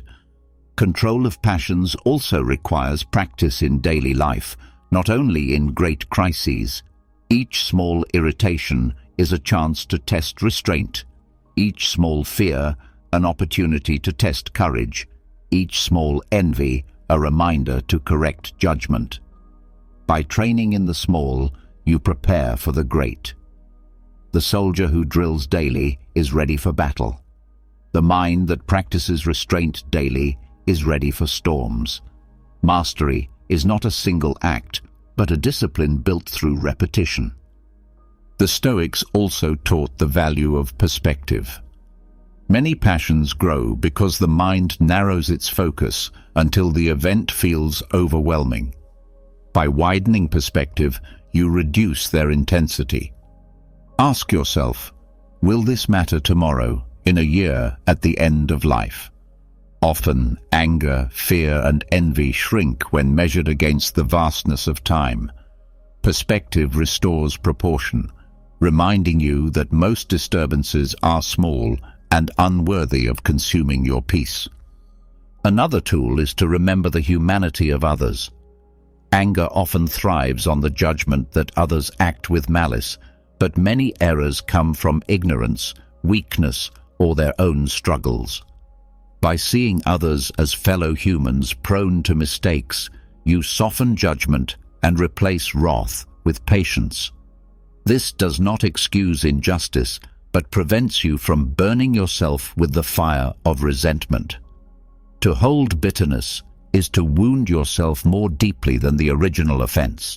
The reward of controlling passions is profound freedom. You no longer live as a slave to every surge of feeling, reacting blindly and regretting later. Instead, you act with intention, guided by reason and principle. You feel emotions but are not mastered by them. You acknowledge impulses but do not let them dictate your path. This steadiness is not coldness but strength, the ability to remain yourself in all conditions. Mastery of passions also deepens relationships. Without control, anger destroys trust, envy poisons friendship, Fear stifles honesty. With control, you bring patience, fairness, and calm into every bond. You become someone others can rely on, not because you are emotionless, but because you are steady. This steadiness nurtures respect, for people sense that your reactions are measured, not reckless. The discipline also preserves peace of mind. A person ruled by passions is tossed endlessly between highs and lows, their inner world dictated by circumstance. But one who governs passions enjoys a calmer current.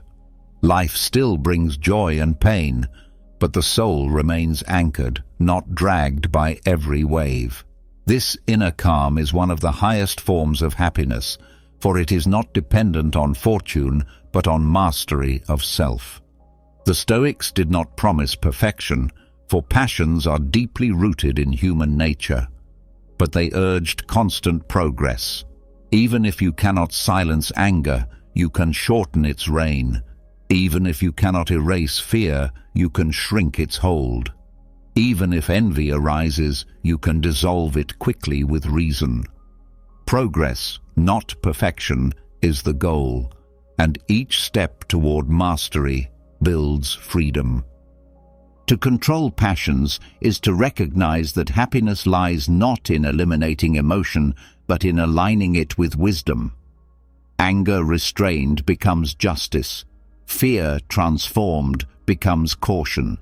Desire moderated becomes appreciation. When guided by reason, emotions serve rather than enslave. The difference is judgment, the lens through which you interpret events. Change the judgment, and you change the passion. Thus, the journey continues, from moderation in desire, where you tame the pull of pleasure, to mastery over passions, where you reclaim authority over the storms within. In this discipline lies one of the greatest freedoms a human can achieve, the freedom to remain steady in a world of constant provocation, to govern yourself when all else is beyond control. And in this steadiness, joy takes root, not fragile or fleeting, but firm and enduring. By learning to control the passions, you reclaim the freedom that anger, fear, and envy once stole. You become steady, no longer dragged by every surge of emotion, but guided by reason and principle. Yet mastery of passions is not the end of the work. The Stoics knew that growth requires constant vigilance, for no matter how disciplined one becomes, the mind drifts, and errors slip in unnoticed. To remain strong, you must turn your gaze inward each day, not with cruelty, but with honesty. This is where the practice of daily reflection enters, the evening review that examines how you lived, where you upheld virtue, and where you fell short. Reflection is not meant to punish the self, but to illuminate it. Just as a craftsman inspects his work at the end of the day, so too must the soul examine the shape of its actions. Without reflection, mistakes repeat without correction, and progress stalls. But with reflection, even failures serve as lessons, sharpening clarity for tomorrow. The Stoics understood that a life unexamined drifts into disorder, but a life reviewed daily grows in strength and integrity. The evening review begins with memory. You look back over the day, not rushing, not excusing, but seeing it clearly. Where were you tested? How did you respond? Did courage guide you, or did fear? Did justice shape your actions, or did selfishness intrude? Did you practice moderation, or did desire command? Did you keep presence, or did distraction steal the hours? Each question becomes a mirror, reflecting not what you hoped, but what you lived. The practice also calls for balance. Reflection must not turn into self-condemnation, for excessive blame weakens rather than strengthens, nor should it dissolve into self-praise, for pride blinds as much as neglect. The The Stoics advised a measured honesty. Acknowledge what was good with gratitude, admit what was weak with humility, and resolve to do better. This balance ensures that reflection builds growth rather than despair. Daily review also strengthens awareness of patterns. A single failure may seem small, but repeated failures reveal habits that need correction. Reflection exposes these hidden patterns: anger that flares at the same triggers, fear that rises in similar situations, desires that return again and again. By recognizing patterns, you can prepare for them, training the mind to meet them differently tomorrow. Each evening becomes a strategy for improvement, turning weakness into a path for discipline. The practice is also deeply connected to gratitude. As you review the day, you notice not only failures but also blessings. The conversation handled with patience, the temptation resisted, the kindness given, all are victories worth acknowledging. Gratitude for these moments strengthens resolve, for it reminds you that virtue is possible, that progress is real. Reflection is not only about correction, but about encouragement, a reminder that the path, though difficult, is being walked. Evening review also trains humility. To admit faults daily is to strip away arrogance. You see yourself as you are, not as you wish to appear. This humility protects against pride and keeps the soul grounded in reality. At the same time, it fosters compassion for others, for when you see your own failings clearly, you become less harsh in judging theirs. The discipline of self-examination turns judgment inward and patience outward. The Stoics believed that reflection at night prepared the mind for rest. Unexamined worries often stir in the dark, keeping the mind restless.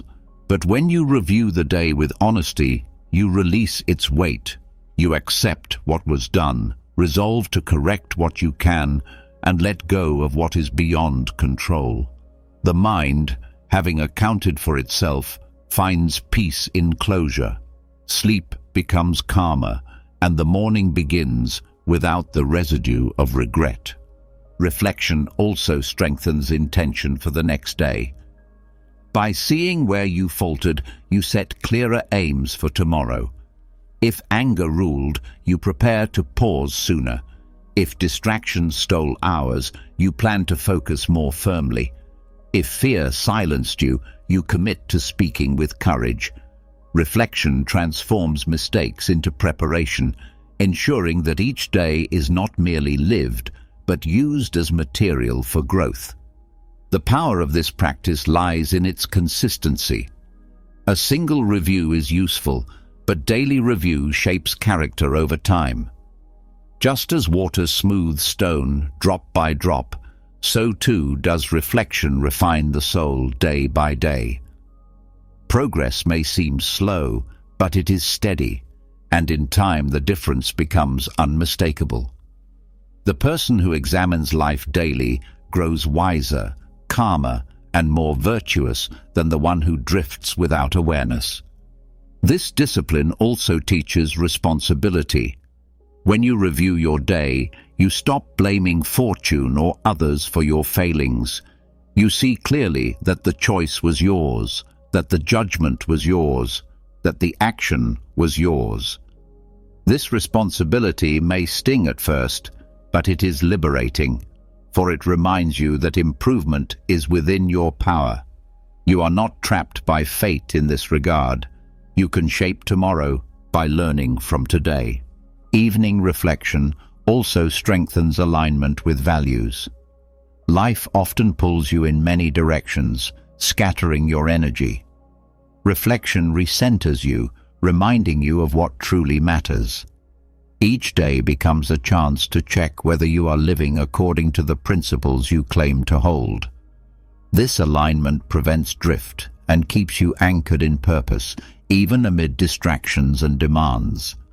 The Stoics saw this practice as part of the broader work of philosophy, not abstract theory, but a daily discipline.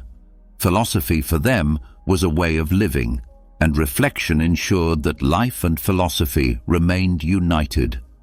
To study wisdom without examining how you live is to store knowledge without using it.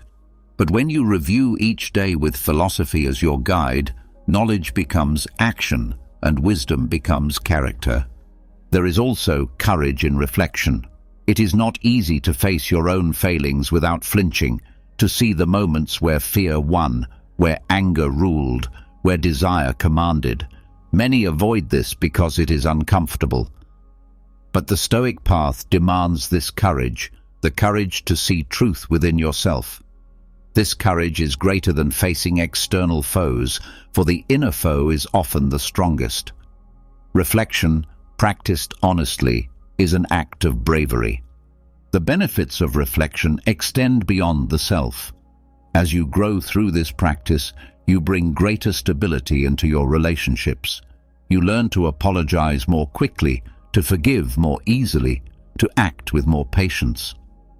You see how your choices affect others, and this awareness makes you more careful with words and actions. Reflection, though personal, radiates outward, improving the lives of those around you. Ultimately, daily reflection is a form of accountability. Each night you stand before yourself and ask, did I live with courage, wisdom, justice, and discipline? Did I align my actions with my principles? Did I use this day well? This accountability ensures that life is not wasted in distraction or drift. Even if the answers reveal failure, the act of asking keeps you on the path. For the Stoics, progress was not perfection, but persistence, and reflection was the tool that ensured persistence. And so, the journey continues, from mastering passions, where you guard the soul from being ruled by emotions, to daily reflection, where you hold yourself accountable and refine your character each evening. This practice ensures that philosophy does not remain a theory, but becomes a lived discipline. In reviewing each day, you prepare the next. And in this rhythm of reflection and renewal, happiness is built not as a sudden gift, but as a steady construction of the soul. By ending each day with honest reflection, you sharpen awareness and prepare your mind for greater discipline tomorrow. You see your actions clearly, strengthen what is good, and correct what is weak. Yet even with this daily practice, the soul can still grow soft if it remains always in comfort. True resilience requires more than thought. It demands training through lived experience. This is where the Stoics taught the value of voluntary discomfort, not as punishment, but as preparation. To fast, to sleep simply, to endure cold or hardship by choice, is to remind yourself of how little you truly need, and to strengthen your spirit for the times when such trials are not chosen but imposed.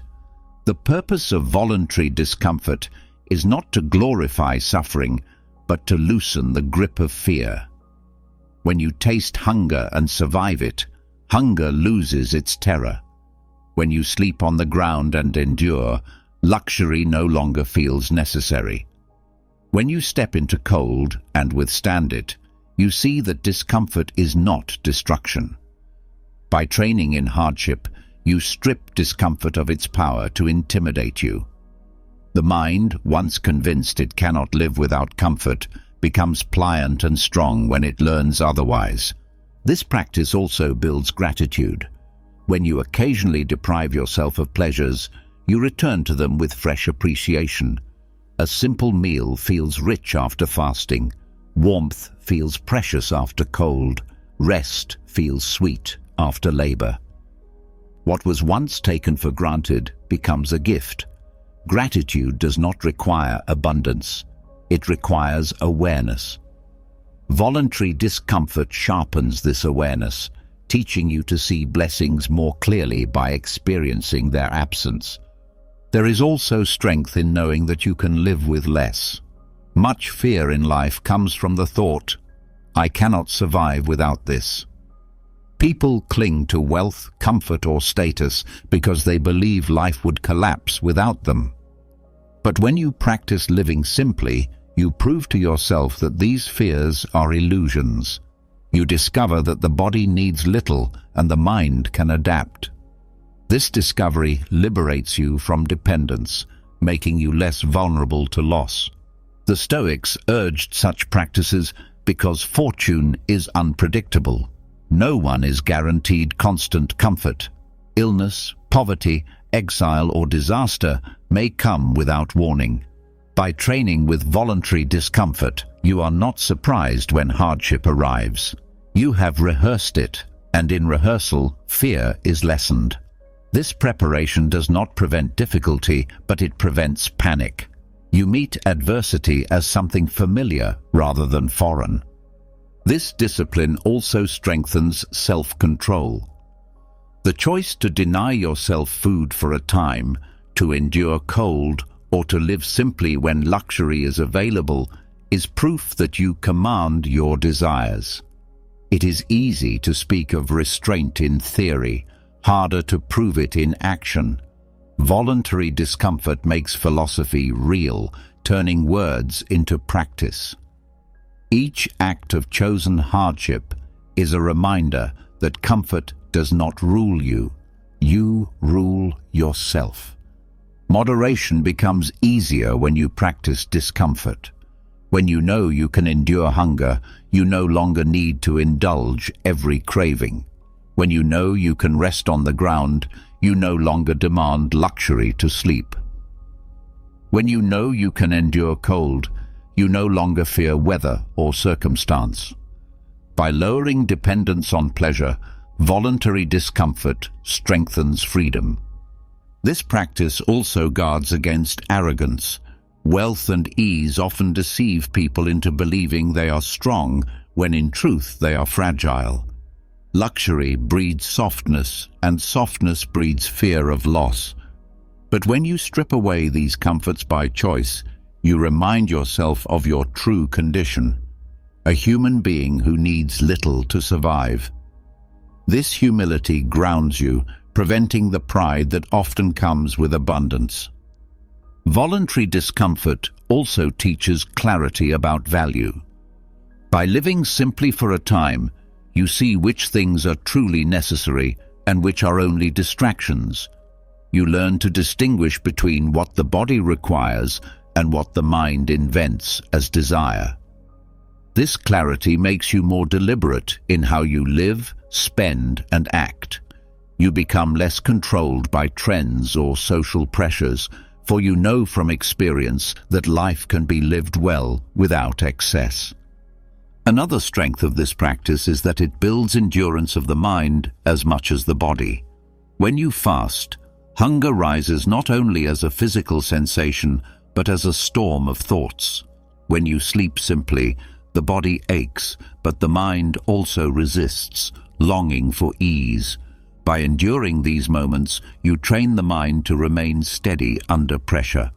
This mental endurance is more valuable than physical toughness, for it prepares you to face all forms of hardship with composure. The practice also aligns with nature. Human beings were not born into constant comfort. For much of history, survival required endurance of hunger, cold, and hardship. Modern life often shields us from these realities, but in doing so, it can weaken the spirit. Voluntary discomfort reconnects you with the truth that to be human is to endure. It brings you closer to the natural condition where strength is tested and resilience is built. Such training also deepens compassion. When you practice discomfort, you taste what others live with daily: hunger, poverty, exposure. This taste builds empathy, for you understand more directly the struggles of those less fortunate. Compassion grows not from theory, but from shared experience, however temporary. Voluntary discomfort thus not only strengthens you, but softens your heart toward others. Importantly, the Stoics did not see this practice as extreme asceticism. They did not urge constant deprivation, but occasional trials. The aim was not to reject comfort entirely, but to loosen its hold. To enjoy comfort without clinging, to endure hardship without fear, that balance was their goal. Voluntary discomfort is therefore not about punishing the body, but about liberating the mind. This discipline also teaches readiness. Life's trials rarely announce themselves. A sudden loss, a change of fortune, a challenge unexpected. These arrive without warning. By practicing hardship when you do not have to, you prepare for when you must. This readiness is a quiet strength, a confidence that no matter what comes, you have trained for it. You may not welcome hardship, but you are not broken by it. Ultimately, voluntary discomfort reminds you that happiness is not tied to ease. Comfort may decorate life, but it is not its foundation. Joy that depends on constant pleasure is fragile, easily broken by loss.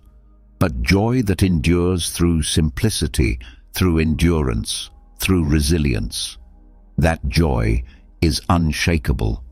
By practicing discomfort, you root happiness not in what surrounds you, but in the strength within you. And so the path continues, from daily reflection, where you examine your choices, to voluntary discomfort, where you test your strength in lived experience. Each practice reinforces the other. Reflection sharpens awareness. Discomfort strengthens resolve. Together they build a character that does not collapse in hardship and does not grow soft in ease. In this way, you become prepared for whatever life brings, carrying within you a happiness that no storm can take away. By choosing voluntary discomfort, you learn that comfort is not a requirement for peace, and that hardship, when practiced willingly, strengthens gratitude and resilience. You discover that the body needs little, and the mind becomes freer when it no longer clings to excess. Yet strength alone does not complete the Stoic path. A resilient spirit without compassion risks becoming hard, cold, and detached. The Stoics taught that true wisdom recognizes not only your own endurance, but also your bond with others. To live well is to see humanity as one family, to understand that every person shares the same spark of reason, and to act with justice and compassion in all dealings. The world often tempts us to divide between friend and stranger, ally and enemy, rich and poor, familiar and foreign. But these divisions are illusions. Beneath them, every person shares the same nature, the capacity for thought, for choice, for dignity. The Stoics insisted that reason is universal, flowing through each human being, no matter their circumstance. To deny this connection is to deny part of your own humanity. To embrace it is to live in harmony with the larger order of existence. Justice begins with this recognition. If all people share reason, then all deserve fairness. You cannot claim virtue for yourself while exploiting others, for injustice corrupts both the victim and the perpetrator. The Stoics believed that justice is not optional but essential to a life aligned with nature. To act unjustly is to betray the very rational bond that makes us human. When you treat others with fairness, you affirm not only their worth, but your own integrity. Compassion flows naturally from this view. When you see others as part of the same family, their suffering ceases to be distant. Hunger, fear, and loss are not abstract when you recognize that you too are vulnerable to them. Compassion does not mean weakness. It means acknowledging shared humanity and responding with care. The Stoics did not preach cold detachment, but urged a balanced compassion. Help others where you can, but do so without becoming enslaved by what lies beyond your control.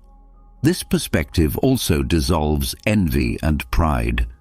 Envy weakens when you realize that another's success does not diminish you, for you are part of the same whole. Pride weakens when you recognize that fortune, talent, or circumstance could have placed you in another's position. To see humanity as one family is to understand that luck, not superiority, often shapes differences. This humility fosters respect and gratitude rather than division. Living with this mindset also transforms conflict. When wronged, the instinct is to retaliate, to view the other as an enemy. But the Stoics urged a higher view. See the offender as misguided rather than monstrous, as a brother or sister who errs out of ignorance or weakness. This does not excuse harm, but it changes your response. Instead of hatred, you bring patience. Instead of vengeance, you act with clarity and justice. To treat another's wrong as a reason for cruelty is to abandon your own reason. Seeing humanity as one family also deepens responsibility. If we are all connected, then your actions ripple outward, touching more lives than you may realize. Each act of fairness strengthens the fabric of community. Each act of cruelty weakens it. You cannot claim to live virtuously while ignoring the harm your choices inflict on others. Responsibility to the whole does not mean you can save everyone, but it does mean you must act with awareness of your place in the larger human story. This recognition also builds resilience against anger. Many frustrations arise from expecting others to act differently, as though they should be perfect. But when you see them as fellow humans, prone to error as you are, patience replaces rage. You remember your own failings, your own ignorance, and extend the same tolerance you hope to receive. Anger divides, but compassion heals, and healing strengthens the whole. The Stoics also saw this unity of humanity as aligning with the order of the cosmos.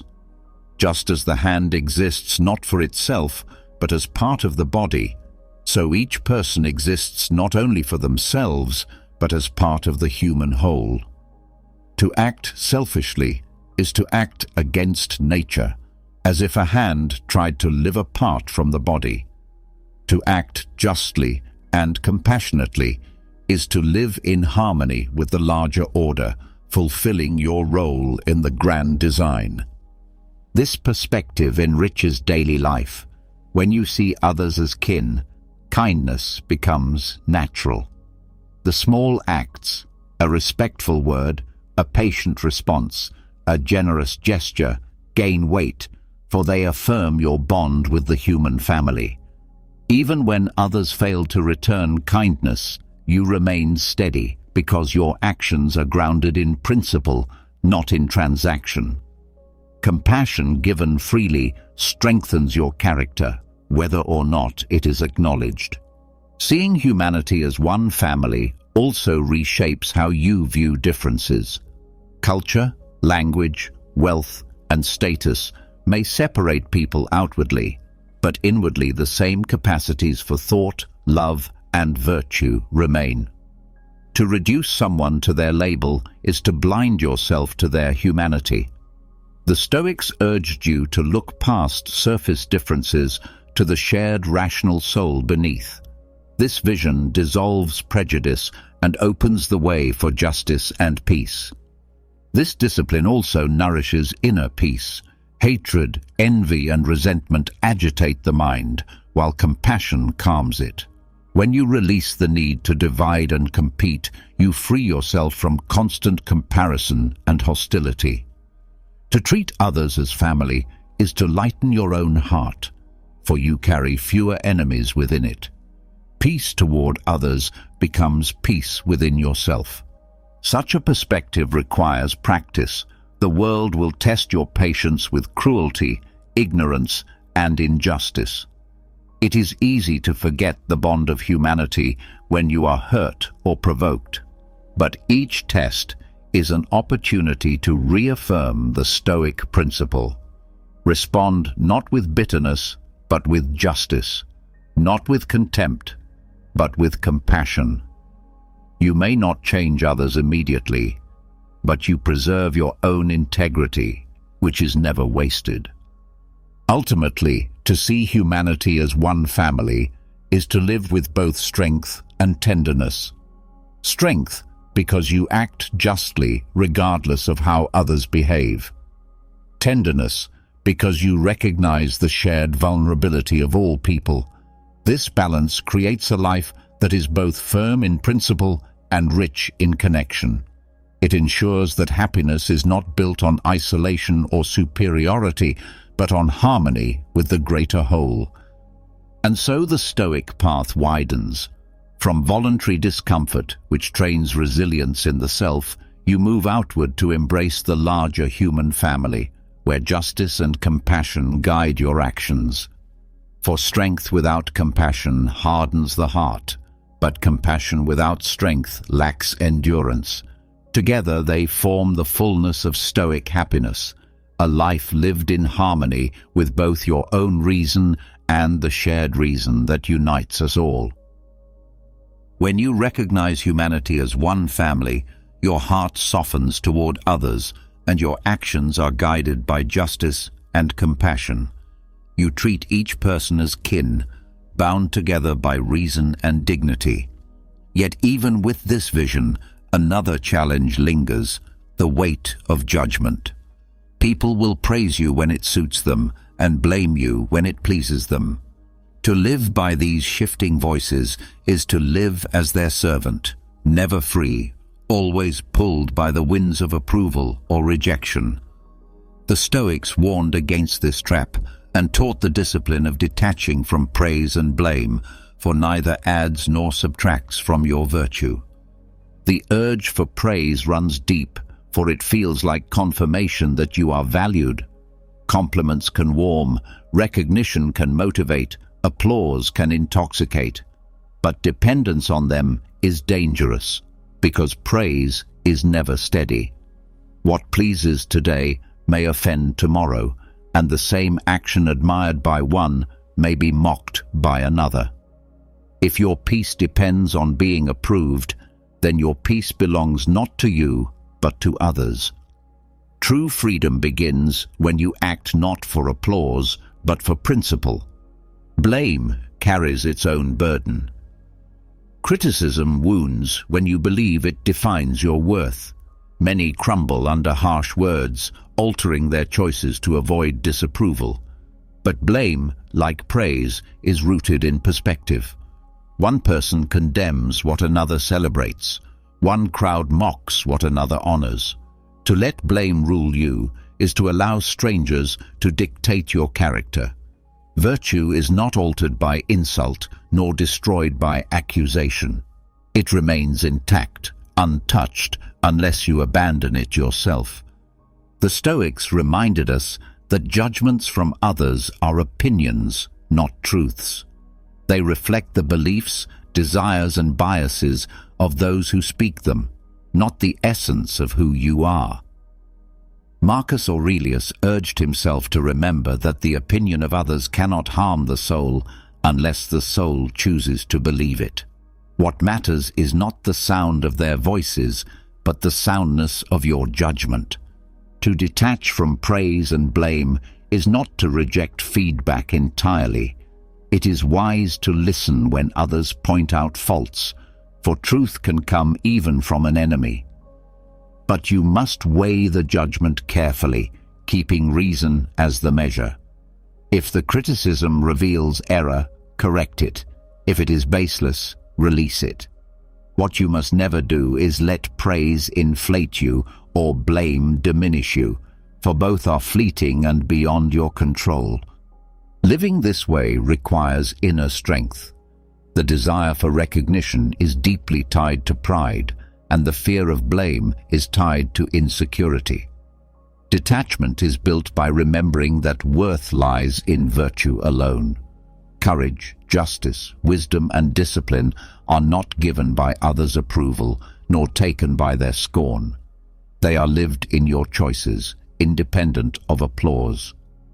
When this truth is fixed in your mind, you walk steadily, whether surrounded by cheers or by silence. This practice also brings peace to relationships. When you are not desperate for praise, you can act with honesty rather than flattery. When you are not afraid of blame, you can act with justice rather than compromise. Your words and deeds become clearer, for they are guided by principle, not manipulation. Others may respect you, or they may not, but you respect yourself, and that respect is unshakable. Detachment also strengthens courage. Fear of blame often silences people from doing what is right. Desire for praise often tempts them into doing what is popular. But when you free yourself from both, you can act boldly in alignment with your values. You no longer bend to please or cower to avoid criticism. This courage is not arrogance, but clarity, the freedom to do what reason dictates without waiting for approval. Another gift of this discipline is humility. When you detach from praise, you remind yourself that compliments do not prove superiority, for they are only reflections of another's opinion. When you detach from blame, you remind yourself that insults do not prove inferiority. You stand humbly in the middle, anchored not in vanity or shame, but in steady character. Humility, in this sense, is not weakness but strength, for it keeps you from being inflated or crushed by voices outside yourself. This detachment also allows you to enjoy praise without clinging to it. When kind words come, you can accept them with gratitude, knowing they are pleasant but not essential. When criticism comes, you can hear it without despair, knowing it may contain truth but does not define you. By holding both lightly, you maintain balance. The mind remains calm, not rising too high or sinking too low. The Stoics compared life to a play in which you perform your role with excellence but do not control the audience.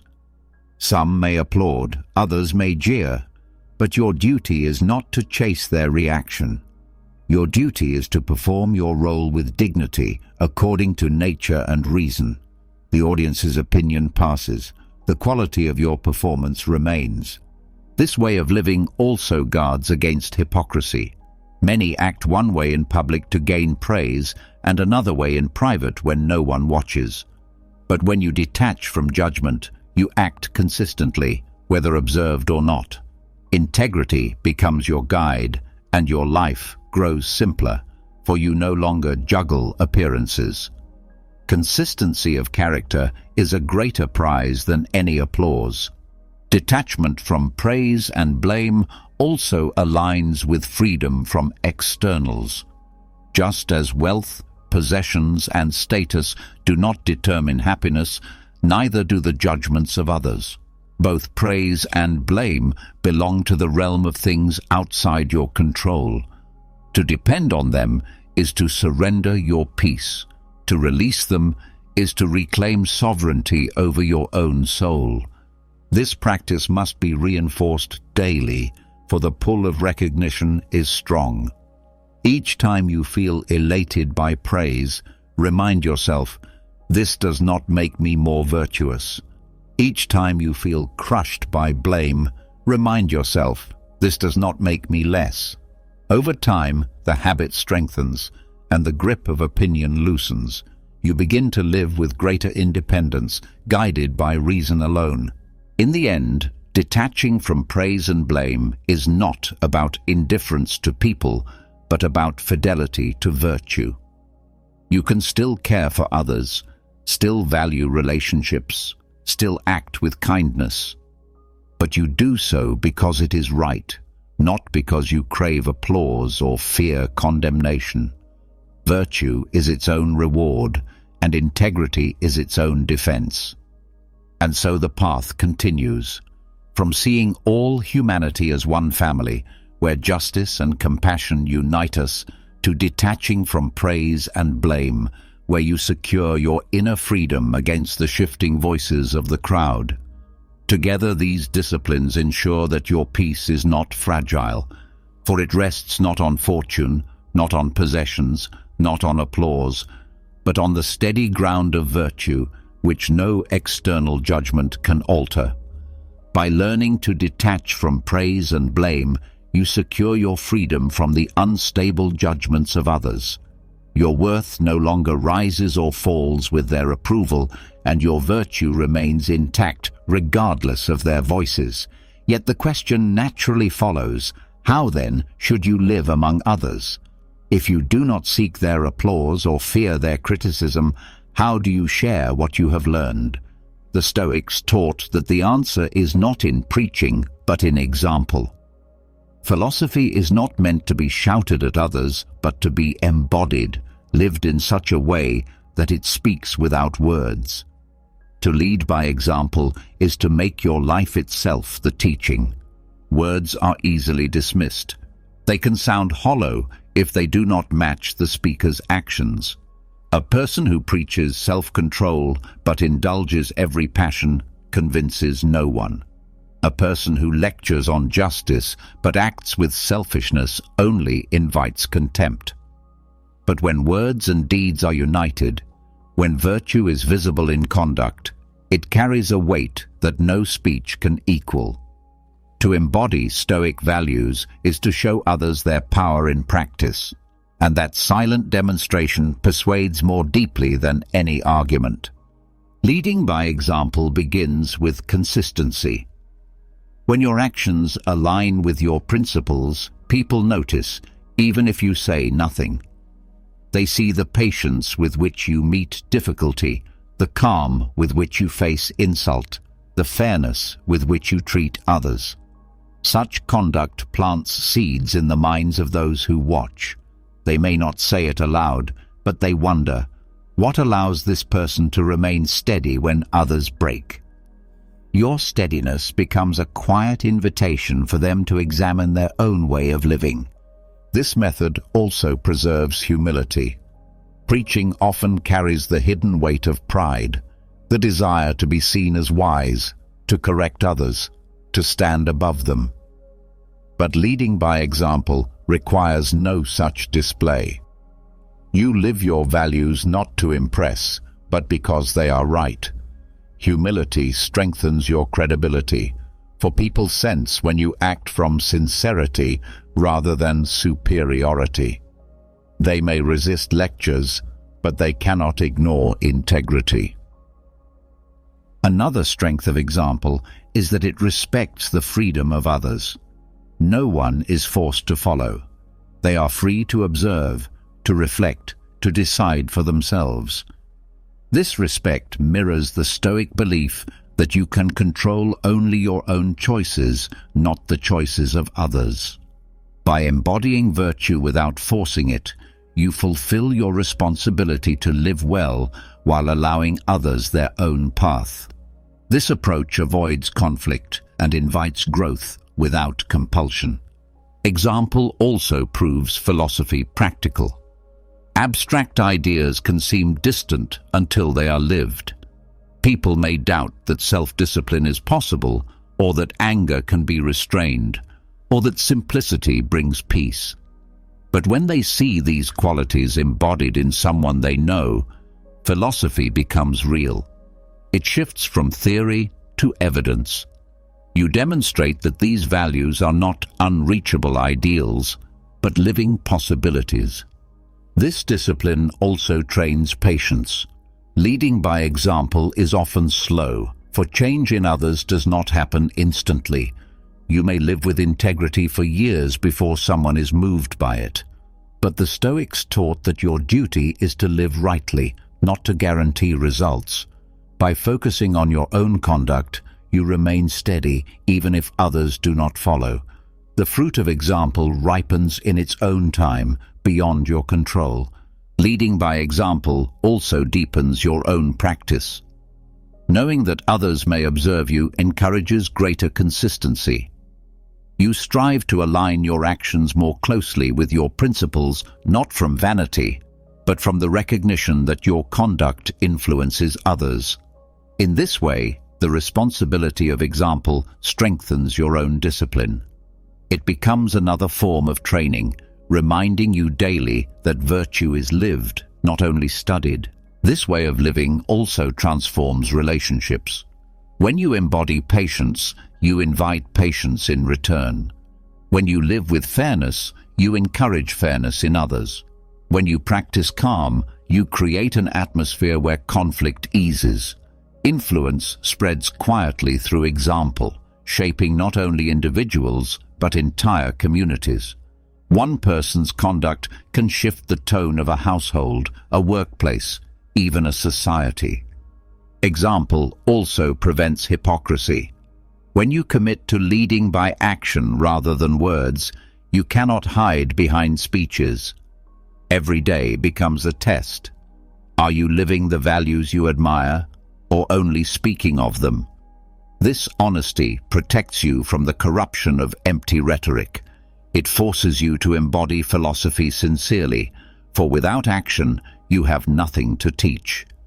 The Stoics often reminded themselves that philosophy is medicine for the soul, not entertainment for debate. Medicine heals only when applied, not when described. In the same way, Stoic values transform only when lived. To preach without living is like offering medicine while refusing to take it yourself. To live the values is to prove their healing power by your own steadiness and joy.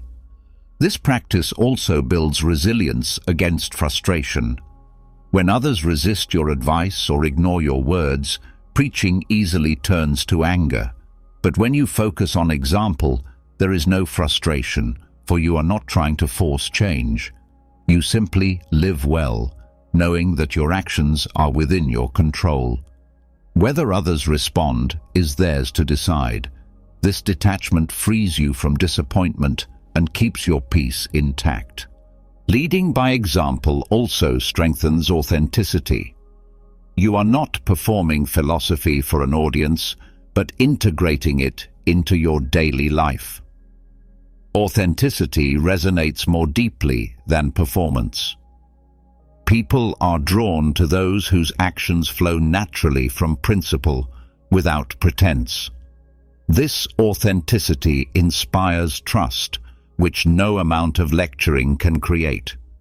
Finally, to lead by example fulfills the highest aim of Stoicism: to live in harmony with reason and nature. Your duty is not to change the world by words alone, but to embody wisdom in the way you live. If others learn from you, it is because they see the strength of virtue in action, not because they were compelled by argument. Your life becomes your teaching, your conduct, your philosophy, your presence, your message.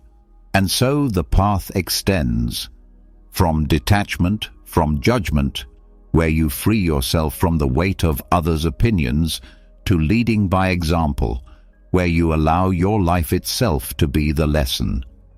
In this way, Stoicism ceases to be a set of ideas and becomes a living force. You teach not by telling, but by being, and in being you show others the freedom, steadiness, and joy that philosophy makes possible. By choosing to lead through example instead of preaching, you show the world that philosophy is not something to be argued over, but something to be lived. Actions carry a weight that words cannot, and the steady life of virtue often speaks louder than the sharpest lecture. Yet even in embodying Stoic values, there is a deeper practice that nourishes the soul and makes the path lighter. That practice is gratitude, the conscious acknowledgement of life's gifts, both great and small, without clinging to them as possessions. Gratitude transforms how you see the world, reminding you daily that even in hardship, abundance surrounds you. Gratitude begins with the recognition that nothing is owed. Life itself is not a debt the universe had to pay you. It is a gift freely given. To open your eyes each morning, to breathe air, to feel the warmth of the sun, to hear the sound of another's voice. These are not guaranteed. They arrive without your command, and they may vanish at any time. When you remember this, Even the simplest moments shine with significance. The Stoics taught that gratitude does not require luxury. In fact, it flourishes best in simplicity. A plain meal satisfies when eaten with thankfulness, while a feast without gratitude feels hollow. A small act of kindness warms the heart when received with humility, while endless favors leave the entitled ungrateful. Gratitude is not about the size of the gift, but the clarity of vision. It asks you to see what is already here, to stop overlooking blessings because they are ordinary. One of the greatest gifts is nature itself. The earth sustains you without demanding payment. The seasons turn, bringing food and growth. Rivers quench thirst. Trees provide shelter. The sky offers light. To walk outside and notice the rhythm of the natural world is to see abundance all around. Gratitude for nature roots you in humility, reminding you that you are not separate from the world, but part of it, sustained by forces far greater than yourself. Gratitude also extends to the community around you. Every life is supported by the labor, kindness, and sacrifices of others. The bread you eat was baked by someone's hands, the clothes you wear stitched by another's effort, the knowledge you hold preserved by generations before you. Gratitude reminds you that independence is never absolute. You stand on the shoulders of countless unseen contributors. This awareness dissolves arrogance and replaces it with respect for the web of humanity that sustains your life. The practice also guards against entitlement. When you believe you are owed comfort, recognition, or success, you grow restless when they do not arrive. Gratitude breaks this illusion. It reminds you that nothing is guaranteed and that what you receive is more than nothing. This shift transforms dissatisfaction into contentment. You no longer measure life by what is missing, but by what is present. Gratitude does not mean ignoring hardship. The Stoics knew that life is filled with loss, pain, and change, but even within difficulty, gratitude can live. You can be grateful for the strength suffering builds, for the lessons adversity teaches, for the resilience trials awaken. Gratitude does not erase sorrow, but it softens its sting by showing that even in loss, something remains to be honored. Practicing gratitude also strengthens moderation. When you are thankful for what you have, the pull of excessive desire weakens. You no longer hunger endlessly for more because you recognize the value of what is already in your hands. This contentment frees you from the restless chase of pleasures and possessions, grounding happiness in the present rather than in future acquisition. Another benefit is how gratitude reshapes relationships. When you appreciate the people in your life, not as guarantees but as gifts, you treat them with greater care. Words of kindness flow more easily, patience deepens, and forgiveness becomes more natural. You stop taking love for granted and begin to honor it as the rare treasure it is. Gratitude strengthens bonds because it transforms familiarity into reverence. Gratitude also builds resilience. In times of difficulty, it is easy to focus only on what has been taken. But when you train yourself to notice what remains, you find strength. Even in illness, there may be the gift of companionship. Even in poverty, there may be the gift of knowledge or character. Even in grief, there may be the gift of memory. Gratitude redirects the mind from emptiness to abundance, and this redirection provides the courage to endure. The practice requires daily attention. Gratitude is not a feeling that always appears naturally. It is a discipline that must be cultivated. Each day, take time to acknowledge what life has given: breath, food, shelter, friendship, opportunity. Write it, speak it, or reflect on it silently. This simple habit reshapes the mind, training it to notice blessings before it notices lacks. Over time, gratitude becomes the natural lens through which you see the world. Gratitude also brings balance to success. When fortune favors you, gratitude keeps pride in check. You remember that much of what you enjoy is not solely your achievement, but the result of countless factors beyond your control: opportunity, support, timing. Gratitude grounds success in humility, ensuring that abundance does not breed arrogance, but instead deepens appreciation. Even toward fate itself, gratitude can be practiced. The Stoics taught amor fati, the love of fate, not only as acceptance, but as gratitude for whatever life brings. To say thank you not only for joy, but for struggle, is to embrace the fullness of existence. Gratitude in this sense becomes a philosophy of life, a steady affirmation that every moment, pleasant or painful, belongs and has value. The strength of gratitude lies in how it transforms perspective. It does not change the external world, but it changes how you see it. The same life that feels empty without gratitude feels abundant with it. The same day that feels wasted in complaint feels rich when viewed with appreciation. Gratitude does not demand new gifts. It reveals the worth of those already present. And so the Stoic path deepens further. From leading by example, where philosophy becomes visible in your actions, you move into the practice of gratitude, where philosophy becomes visible in your vision. Gratitude turns life itself into a gift, not something to cling to, but something to honor each day. By acknowledging the generosity of nature, life, and community without attachment, you live more fully, more humbly, and with a joy that cannot be shaken by loss, for it sees abundance even in the simplest of moments. Gratitude grounds the heart in appreciation, teaching you to see the countless gifts that life provides, not as possessions to clutch, but as blessings to honor.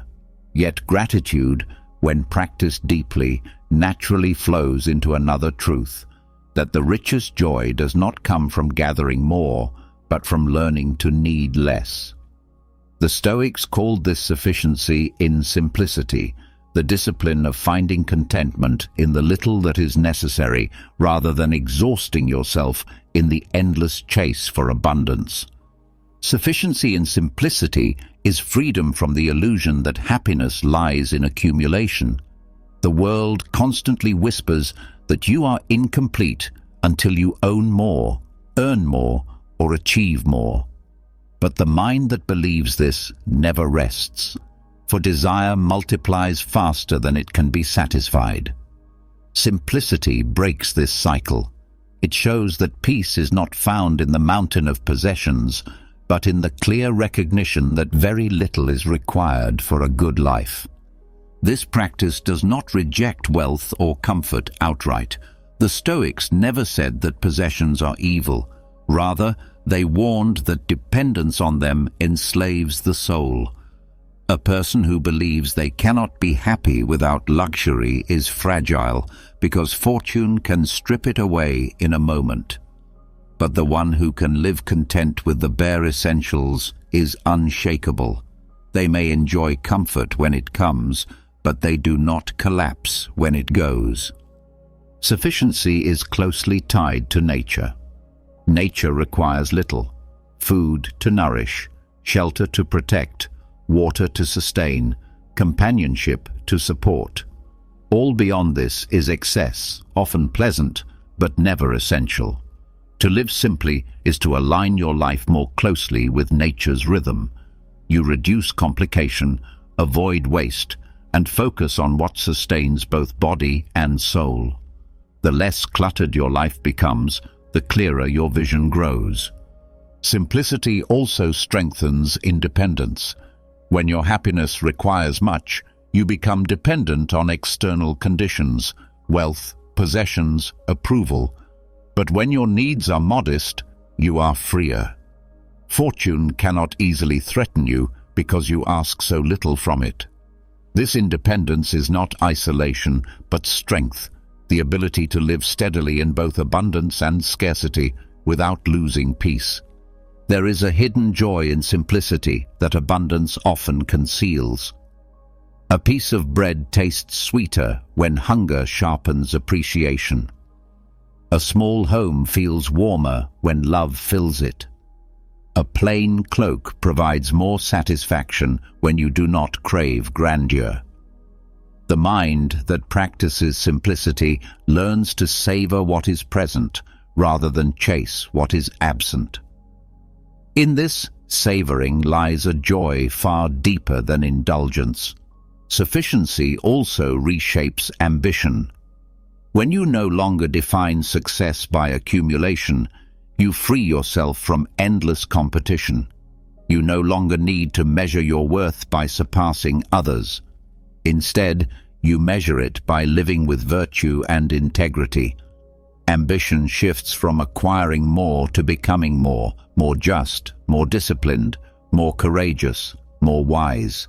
Simplicity redirects energy from the pursuit of things to the cultivation of character. This discipline also protects against anxiety. Much of human restlessness comes from fear of loss of wealth, of status, of possessions. But when your needs are few, there is little to lose. The fear shrinks, and with it, anxiety fades. You discover that peace does not depend on controlling fortune, but on limiting desire. Sufficiency in simplicity also fosters gratitude more deeply. When you live with little, you see more clearly the value of what you have. The smallest comfort becomes a gift, the simplest meal a feast, the quietest moment a treasure. Gratitude and simplicity are twins. Each strengthens the other. Gratitude teaches you to notice blessings, and simplicity teaches you to be satisfied with them. Living simply also cultivates humility. Excess often breeds arrogance, convincing people that wealth or luxury makes them superior. But simplicity reminds you that all human beings share the same basic needs. Whether king or servant, all require food, rest, and care. Recognizing this dissolves pride and restores perspective. You are no greater because you own more, no lesser because you own less. Worth lies not in possessions, but in the character with which you live. This practice extends into relationships as well. When you are content with little, you do not use people as tools for gain. You value them for who they are, not for what they can provide. Simplicity clears away the fog of self-interest, allowing genuine connection. It frees you to give without calculation, to love without dependence, to support without demand. Simplicity also nourishes the soul by creating space for reflection. A life cluttered with possessions, obligations, and distractions leaves little room for silence. But when you live with less, time and attention return to you. You can reflect, read, walk, converse, and simply be. This space enriches the mind and strengthens the spirit, offering a depth of peace that constant busyness cannot provide. The Stoics themselves practiced this discipline deliberately. Seneca, though wealthy, often ate coarse bread and slept on hard surfaces to remind himself that he could live well without luxury. Marcus Aurelius, Emperor of Rome, reminded himself daily that simplicity was enough, for power and grandeur did not guarantee peace. Their wisdom was not in rejecting fortune, but in refusing to be its prisoner. This way of life also prepares you for adversity. When you live simply by choice, you are ready when simplicity is forced upon you. Poverty, exile, or loss may strip comforts away, but they do not strip peace from the one who has already trained in sufficiency. You meet hardship with less fear, because you have already proven to yourself that life can be lived well with little. Simplicity also heightens appreciation of beauty. When life is not drowned in excess, you notice details that might otherwise be ignored: the sound of rain, the pattern of leaves, the laughter of a friend. Simplicity sharpens the senses, teaching you to see richness where others see nothing. Joy becomes available not in extraordinary moments, but in ordinary ones, waiting for attention. This practice must be cultivated gradually. Begin by questioning desires. Is this a need, or is it excess? Will this possession bring lasting peace, or only a brief distraction? Each honest answer moves you closer to sufficiency. Practice living with less. Skip luxuries, reduce distractions, simplify routines. Each act of restraint reminds you that peace does not require much. Over time, the habit grows until sufficiency feels natural, not forced. In the end, sufficiency in simplicity is not deprivation, but liberation. It frees you from the endless hunger of desire, from the fragility of dependence, from the arrogance of excess. It grounds you in the truth that joy is not bought, collected, or earned in accumulation. It is discovered in the clarity of needing little and appreciating much. And so the Stoic path deepens once more. From gratitude, where you learn to see life's gifts, you move into sufficiency and simplicity, where you learn to be content with little. Together they weave a life of peace, one that does not chase endlessly after more, but finds joy in enough. In this simplicity, happiness ceases to be fragile and becomes steady, for it rests not on abundance, but on the sufficiency of the soul. By embracing sufficiency and simplicity, you learn that joy is not hidden in endless accumulation, but revealed in appreciating what is already present. Life becomes lighter, clearer, and more peaceful when you free yourself from the restless chase for more. Yet even with simplicity as a guide, the mind still needs direction, examples of what such a life looks like in action. The Stoics knew this well and urged the use of role models, men and women who embodied the virtues of courage, wisdom, justice, and discipline. To reflect on their lives is to find not idols to worship, but companions who light the path when your own steps falter.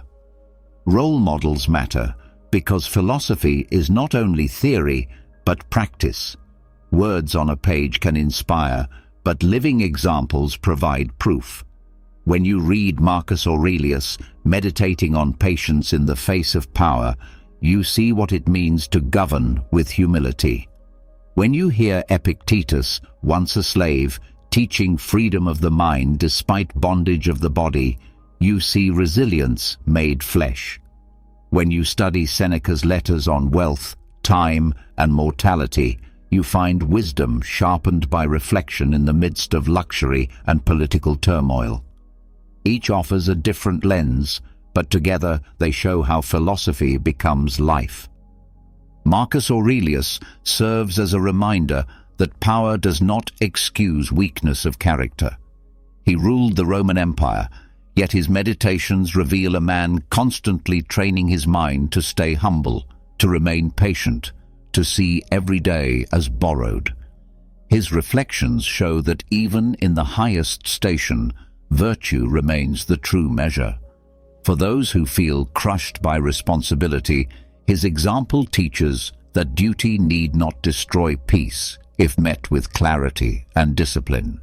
Epictetus demonstrates that external chains cannot enslave the mind. Born into slavery, crippled in body, he nevertheless spoke with unshakable authority on freedom, teaching that no one can force you to abandon your reason or your dignity. His life proves that fortune's harshest blows cannot strip away the inner citadel if you choose to guard it. For those who feel trapped by circumstance, His voice reminds them that their choices, not their chains, define their worth. Seneca provides another form of guidance, navigating wealth, politics, and influence without losing sight of philosophy.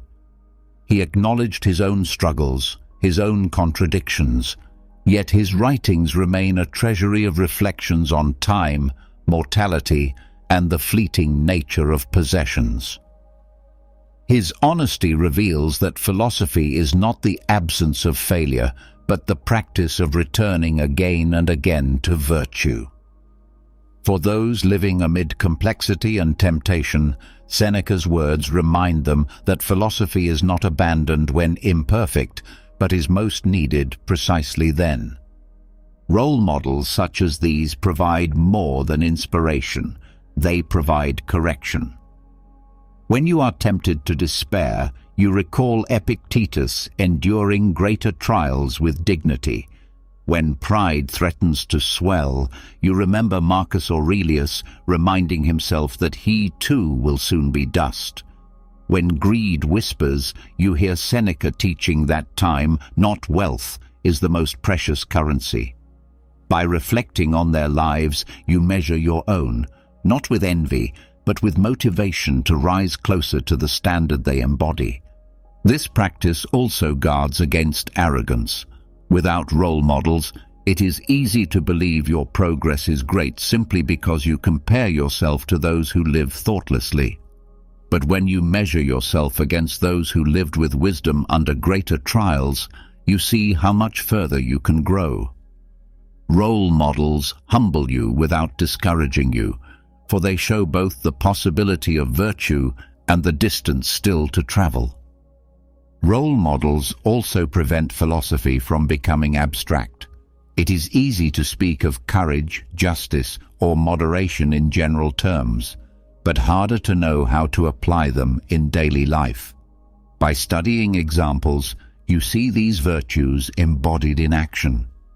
Marcus, treating even his critics with fairness. Epictetus, turning misfortune into strength. Seneca, urging daily reflection to guard against wasted time. Their lives offer patterns you can adapt to your own, making philosophy practical rather than distant. The Stoics also believed that role models need not be limited to the famous. The examples of ordinary people, parents, teachers, friends, even strangers, can serve as guides if they live with integrity. To recognize virtue in another, however small, is to be reminded that philosophy is not limited to the pages of books, but can be found in every corner of life. Every act of patience, kindness, or courage becomes a quiet lesson if you are willing to see it. Choosing role models wisely is essential. Not all who appear great embody virtue.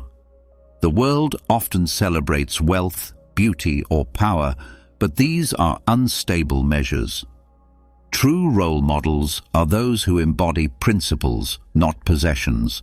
They are not perfect, but persistent, not flawless, but faithful to the pursuit of virtue. By reflecting on their lives, you strengthen your own ability to discern what truly deserves respect and imitation. The act of reflecting on role models also deepens self-examination. As you admire their qualities, you ask, do I live with similar patience? Do I meet hardship with comparable courage? Do I value time as much as they did? These questions sharpen your awareness and inspire daily improvement. Role models serve not as distant heroes, but as mirrors, reflecting both what is possible and what you must still cultivate. There is also comfort in role models. Life can feel isolating, as though your struggles are unique. But when you study those who came before, you realize that the same fears, desires, and trials have been faced by countless others. This continuity reassures you that your challenges are not strange and that solutions have been tested across time. You are not alone in your struggle for virtue. You walk a path already traveled by many. At the same time, role models remind you of mortality. Marcus, Epictetus, and Seneca all lived, struggled, and died as you will. Their greatness lies not in escaping death, but in living wisely while alive. To reflect on them is to be reminded that your time too is limited, and that the best way to honor their lessons is not by memorizing their words, but by embodying them before your own life ends. Using role models is also a safeguard against despair in a corrupt or chaotic world. When injustice surrounds you, cynicism may whisper that virtue is futile. But recalling examples of those who lived justly in harsher conditions restores hope.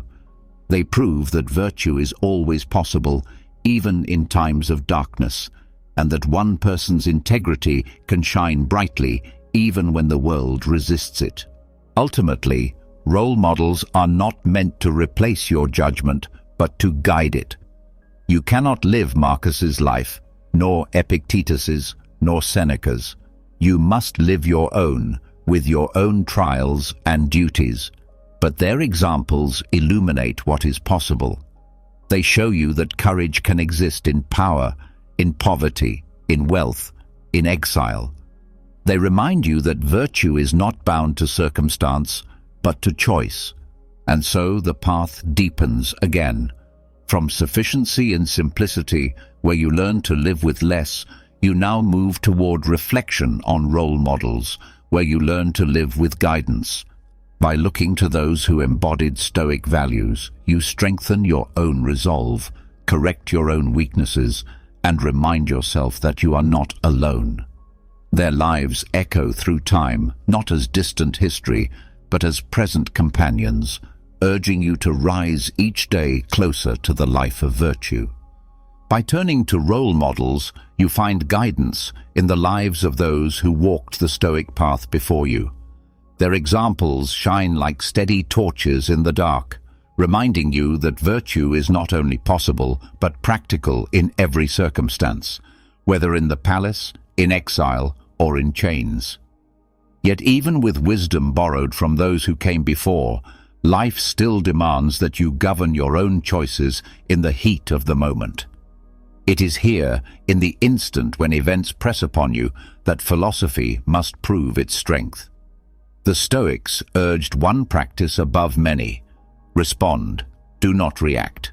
Between what happens to you and what you do next lies a space, and in that space rests the power to decide with reason rather than impulse. Most people move through life reacting automatically. A harsh word is met with anger, a threat with fear, an insult with envy, a loss with despair. These reactions feel natural, but they are not inevitable. They are judgments made so quickly that they seem irresistible. To respond, however, is to pause, to step into that small space between stimulus and action, and to choose deliberately. This pause, though brief, transforms everything.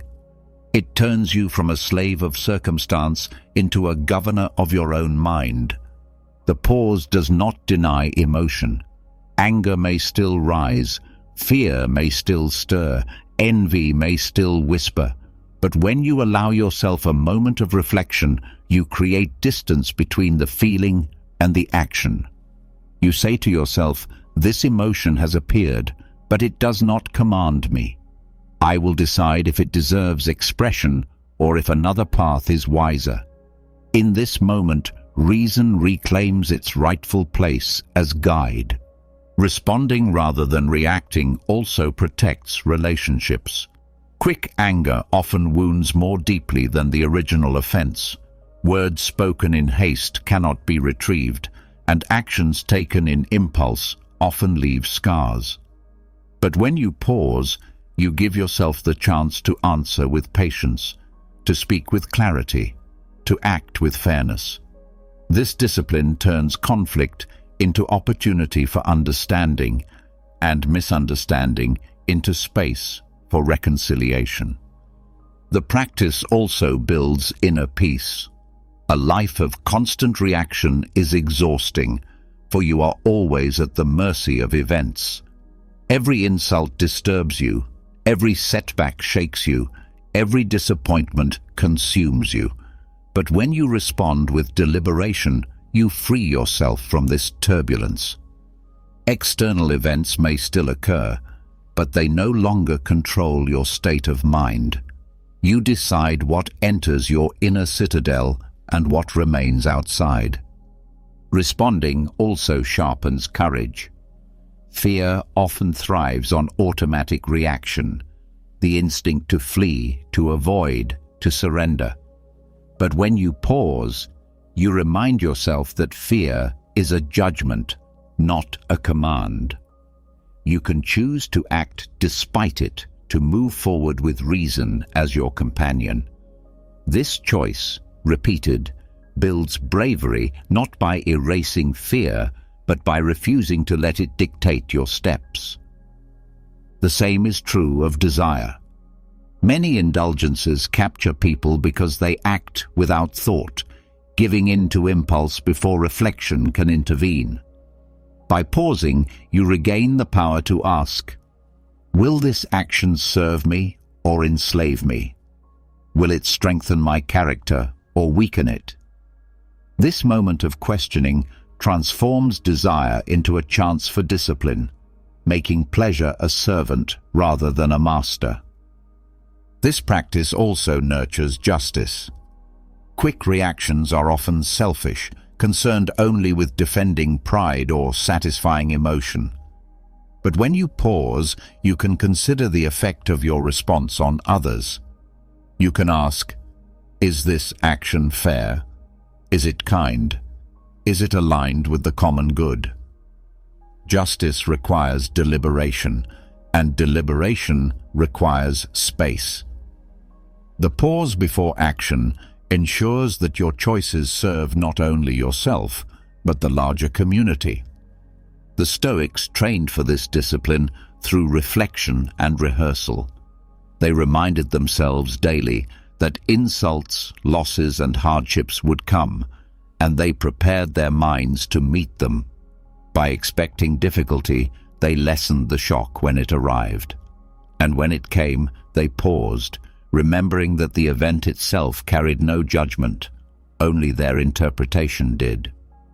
This practice allowed them to choose responses that aligned with reason, not passion. Responding instead of reacting also expands freedom.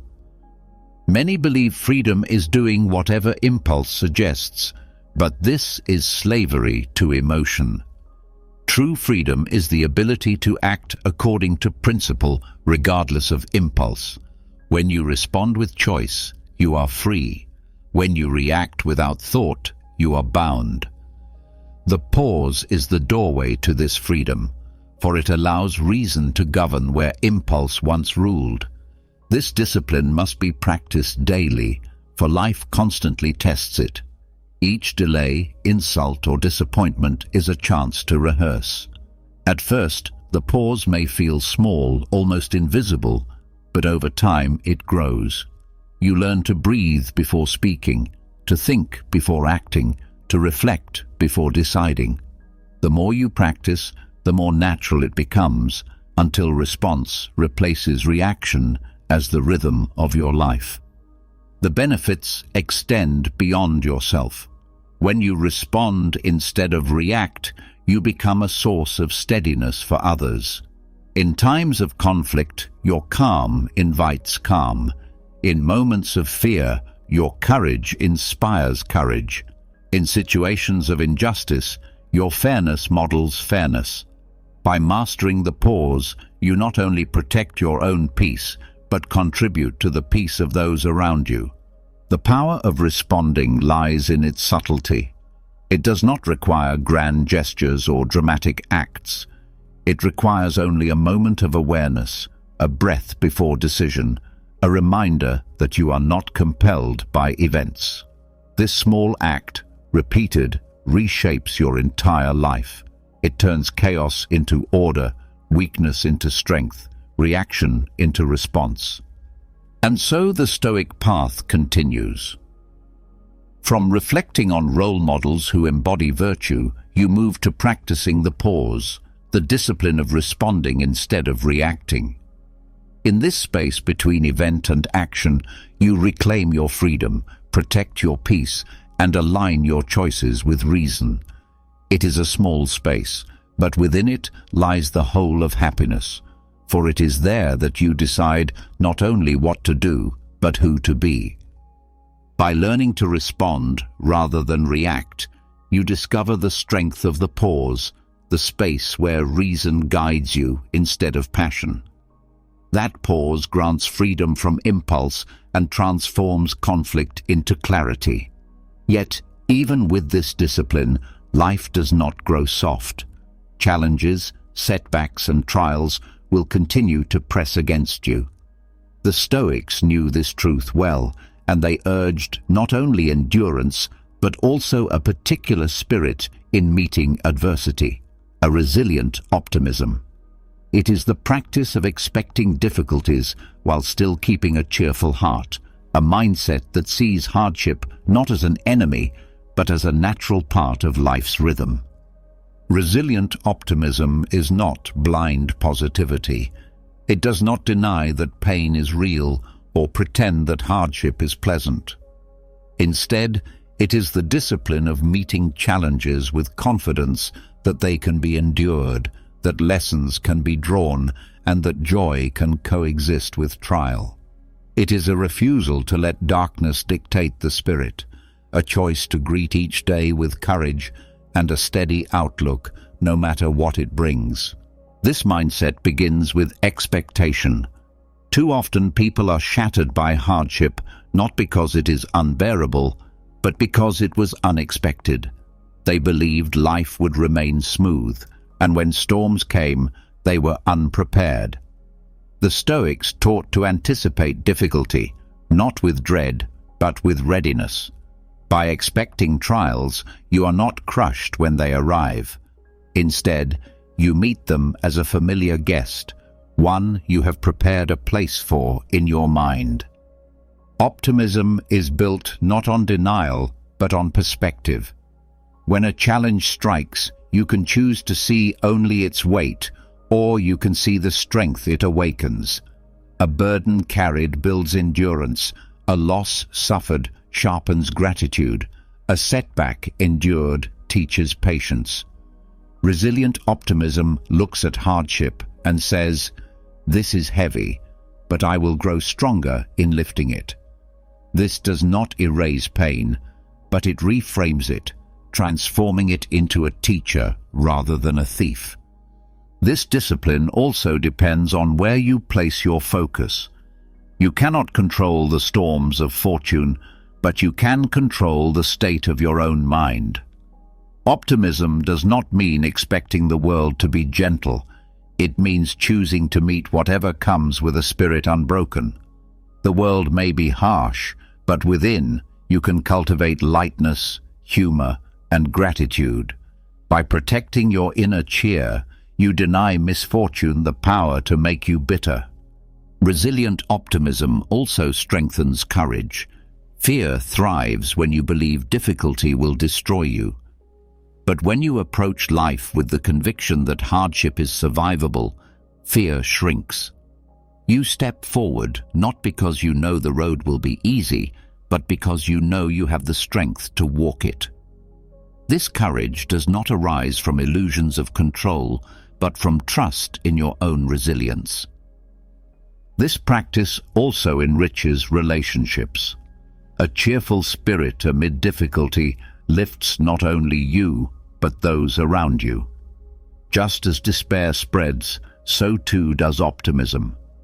When you remain steady and even light-hearted in trial, others find comfort in your example. You become a source of strength, showing that hardship need not consume joy. Your cheer does not deny suffering, but demonstrates that even within suffering, dignity and gratitude are possible. Resilient optimism also prevents despair from taking root. Life will present disappointments, and without optimism, these can accumulate into cynicism. Cynicism corrodes the soul, making you distrustful of joy, suspicious of kindness, and closed to hope. The Stoics rejected this corrosion, insisting that while pain is inevitable, bitterness is optional. Optimism protects the soul from hardening, keeping it open to goodness, even in harsh conditions. Another strength of this mindset is its alignment with nature. The seasons change, storms come and pass. The earth renews itself again and again. Life follows the same rhythm. Trials rise, and then they fade, replaced by new growth. To maintain cheerfulness amid hardship is to live in harmony with this rhythm, to trust that winter is not the end, but part of the cycle that makes spring possible. This perspective also deepens gratitude. When you learn to see blessings even in difficulty, gratitude becomes unshakable. A trial may strip comfort, but it may also reveal hidden strengths, deepen relationships, or clarify values. Resilient optimism trains you to look for these gifts without denying the pain. In this way, every challenge becomes not only something to endure, but something to learn from. Optimism must be trained daily. Just as muscles strengthen with repeated use, the mind learns cheerfulness through practice. Begin each day with a reminder. Difficulties will come, but they need not break my spirit.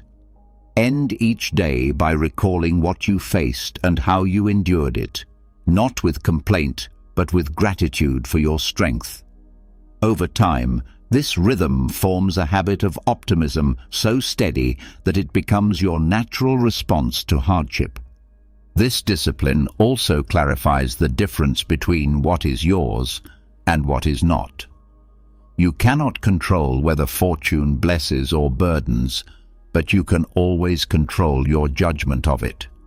Optimism is a judgment, the choice to see hardship as bearable, to see trials as training, to see life as worth cherishing, even in struggle. This choice remains yours alone, and no external event can take it. Resilient optimism is not naivety. It does not ignore cruelty or injustice, but it faces them with a spirit that refuses surrender. It acknowledges the darkness, but chooses not to live in it. It seeks the small sparks of light, acts of kindness, moments of beauty, lessons of endurance, and feeds them until they grow brighter. This is not weakness, but strength, for it requires discipline to maintain cheer when bitterness seems easier. Ultimately, resilient optimism preserves joy as a companion in all conditions. Life will bring hardship, but it will also bring moments of laughter, friendship, beauty, and love. Optimism does not wait for perfect conditions to celebrate these things. It notices them even amid trial and holds them close. By doing so, it ensures that hardship never robs life of its sweetness. And so the Stoic path widens once more.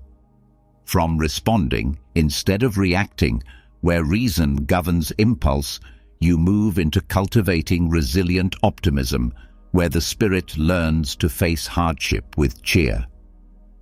By expecting trials and yet choosing joy, you make your happiness unshakable, for it no longer depends on fortune's kindness, but on the strength of your own perspective. In this cheerfulness, even life's storms become part of the music, and you walk forward not with despair, but with steady hope. By cultivating resilient optimism, you learn to meet life's storms with a steady cheer, refusing to surrender your spirit to bitterness. You expect challenges, yet you remain open to gratitude, joy, and courage in the midst of trial. But optimism is not only a tool for enduring hardship, it prepares the mind to live in harmony with something larger than itself. The Stoics taught that the highest form of wisdom is to live in accord with nature, aligning your life with reason, virtue, and the natural order of existence. This is not about bending the world to your will, but about understanding your place within it and living in harmony with its flow. To live in accord with nature begins with recognizing that the universe has an order. Stars move in their patterns, seasons follow their cycles, life rises and falls according to rhythms that are not random but deeply woven into reality. Human beings are not exceptions to this order, they are part of it. The Stoics taught that reason is the distinctive gift of humanity, the faculty that connects us to the larger harmony. To live against reason is to live against nature. To live with reason is to find your place within the cosmic whole. This understanding directs you toward virtue. Nature has equipped you with the ability to think, to choose, to act with justice and wisdom. These capacities are not accidents, they are your role within the larger design. Just as a tree fulfills its nature by growing and a river by flowing, you fulfill your nature by living virtuously. Courage, discipline, fairness, and clarity are not merely moral preferences. They are the expression of your essence as a rational being. To abandon them is to betray yourself. To live by them is to align with the order of life itself. Living in accord with nature also means accepting impermanence. Everything in the universe changes. Seasons shift, bodies age, relationships evolve, and lives end. To fight this is to fight the very fabric of existence. Acceptance is not resignation, but recognition. Change is the natural rhythm, and to embrace it is to live truthfully. When you resist change, you suffer twice, once from the event itself and once from the refusal to accept it. When you align with nature, you allow life to move as it must, and peace follows. This perspective also deepens humility. To live in accord with nature is to see that you are not the center of the universe, but a part of its vast whole. The sun does not rise for you, the river does not flow for you, and the earth does not exist to serve your desires. You are a participant in a larger order, entrusted with reason not for domination, but for harmony. Humility grows when you realize your place, not as master of all things, but as a contributor to the greater balance. At the same time, this alignment strengthens responsibility. Because you share in reason, you share in the duty to act justly within the community of humanity. Living according to nature is not withdrawal, but engagement. Just as each part of the body must serve the whole, each person must serve the human family. Justice, compassion, and fairness are not optional virtues, but natural obligations rooted in the interconnectedness of life. Living in accord with nature also transforms how you handle adversity. When hardship comes, you remember, this too is part of the order. Storms cleanse, fire refines, trials strengthen. Adversity is not chaos, but another thread in the larger design. By seeing it as natural, you strip it of unnecessary bitterness and approach it as material for growth. Every trial becomes another way the universe shapes you, and by cooperating rather than resisting, you remain at peace. This practice also reshapes desire. Nature provides what is necessary: food, rest, shelter, companionship. Much of what people crave beyond this is not natural, but artificial, born of pride, greed, or comparison. To align with nature is to simplify desire, to seek only what sustains life and virtue. By doing so, you reduce dependence on fortune and free yourself from endless craving. Peace comes when you ask little and live in accordance with what is truly needed. Living in harmony with nature also invites gratitude. When you see yourself as part of a vast and ordered whole, you recognize the abundance that surrounds you, the air you breathe, the earth that sustains you, the reason that guides you. All are gifts of nature. Gratitude becomes not a momentary feeling, but a constant awareness of belonging. Even in loss, gratitude remains, for loss itself is part of the cycle that gives life meaning. This way of life also brings clarity to death. The Stoics did not deny death, but saw it as a natural event, as much a part of life as birth. To live in accord with nature is to accept mortality, not with fear, but with dignity. Death is not an interruption, but a completion, the return of your body to the earth and your breath to the air. To fear it is to misunderstand it. To accept it is to live more freely, unchained from the terror of endings. To align with nature also sharpens presence. Nature unfolds only in the present moment. The river flows now, the wind blows now, the sun warms now. The past is gone, the future uncertain, but the present is alive with the rhythm of nature. When you live in harmony with this truth, you stop scattering your mind across time and root yourself in the reality before you. Presence is not only peace, but fidelity to the order of life. The discipline of living in accord with nature also enriches relationships. When you see others as sharing in reason, you treat them as partners in the same order. Conflict softens, compassion deepens, justice becomes natural. You act not out of selfish gain, but out of recognition that your well-being is bound to the well-being of others. The harmony of nature is reflected in the harmony of human community, and to live justly is to mirror this greater balance. This practice requires vigilance. It is easy to forget the larger order and slip into selfishness, greed, or resistance. Daily reminders are necessary. To recall that reason is your guide, that change is natural, that virtue is your true task. Each morning you can prepare to meet the day in harmony with nature, and each evening you can reflect on where you succeeded and where you strayed. In this rhythm, the alignment grows stronger. Ultimately, to live in accord with nature is to live with truth.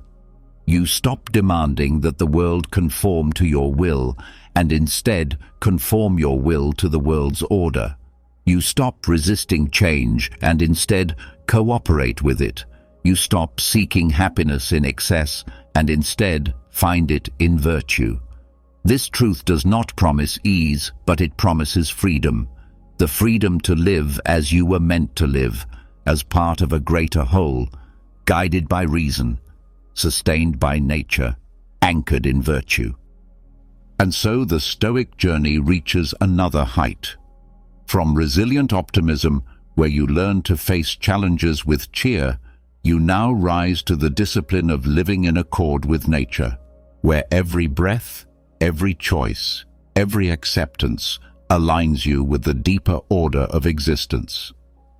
Here lies the heart of Stoic happiness, not in bending life to your desires, but in aligning your desires with life itself. Happiness, the Stoics remind us, is not a gift of fortune, but the work of the soul. It is built each day through discipline, perspective, and alignment with what is truly ours to control. From choosing thoughts over outcomes, practicing presence, and reframing adversity as training, to embracing simplicity, gratitude, justice, and the unity of humanity, each step carves away illusion and reveals what cannot be taken: inner freedom. The journey through these lessons is not about escaping the world, but about living in it with greater strength, clarity, and peace. To cultivate resilient optimism, to welcome fate, to live in accord with nature, This is how happiness ceases to depend on wealth, status, or praise, and becomes a steady flame within. The Stoic way is simple but not easy. It asks for practice, honesty, and courage. But in return, it offers a joy untouched by loss, a freedom unshaken by change, and a life rich with meaning. Now, I'd love to hear from you. Which Stoic practice spoke to you the most? Was it the call to simplify desires, the courage to reframe adversity, or the strength to detach from praise and blame? Share your thoughts in the comments below. Your reflection may inspire someone else on their path. And if you found value here, make sure to subscribe to the channel. Together, we'll continue exploring timeless wisdom that strengthens the mind, steadies the heart, and brings us closer to the kind of happiness no external storm can take away.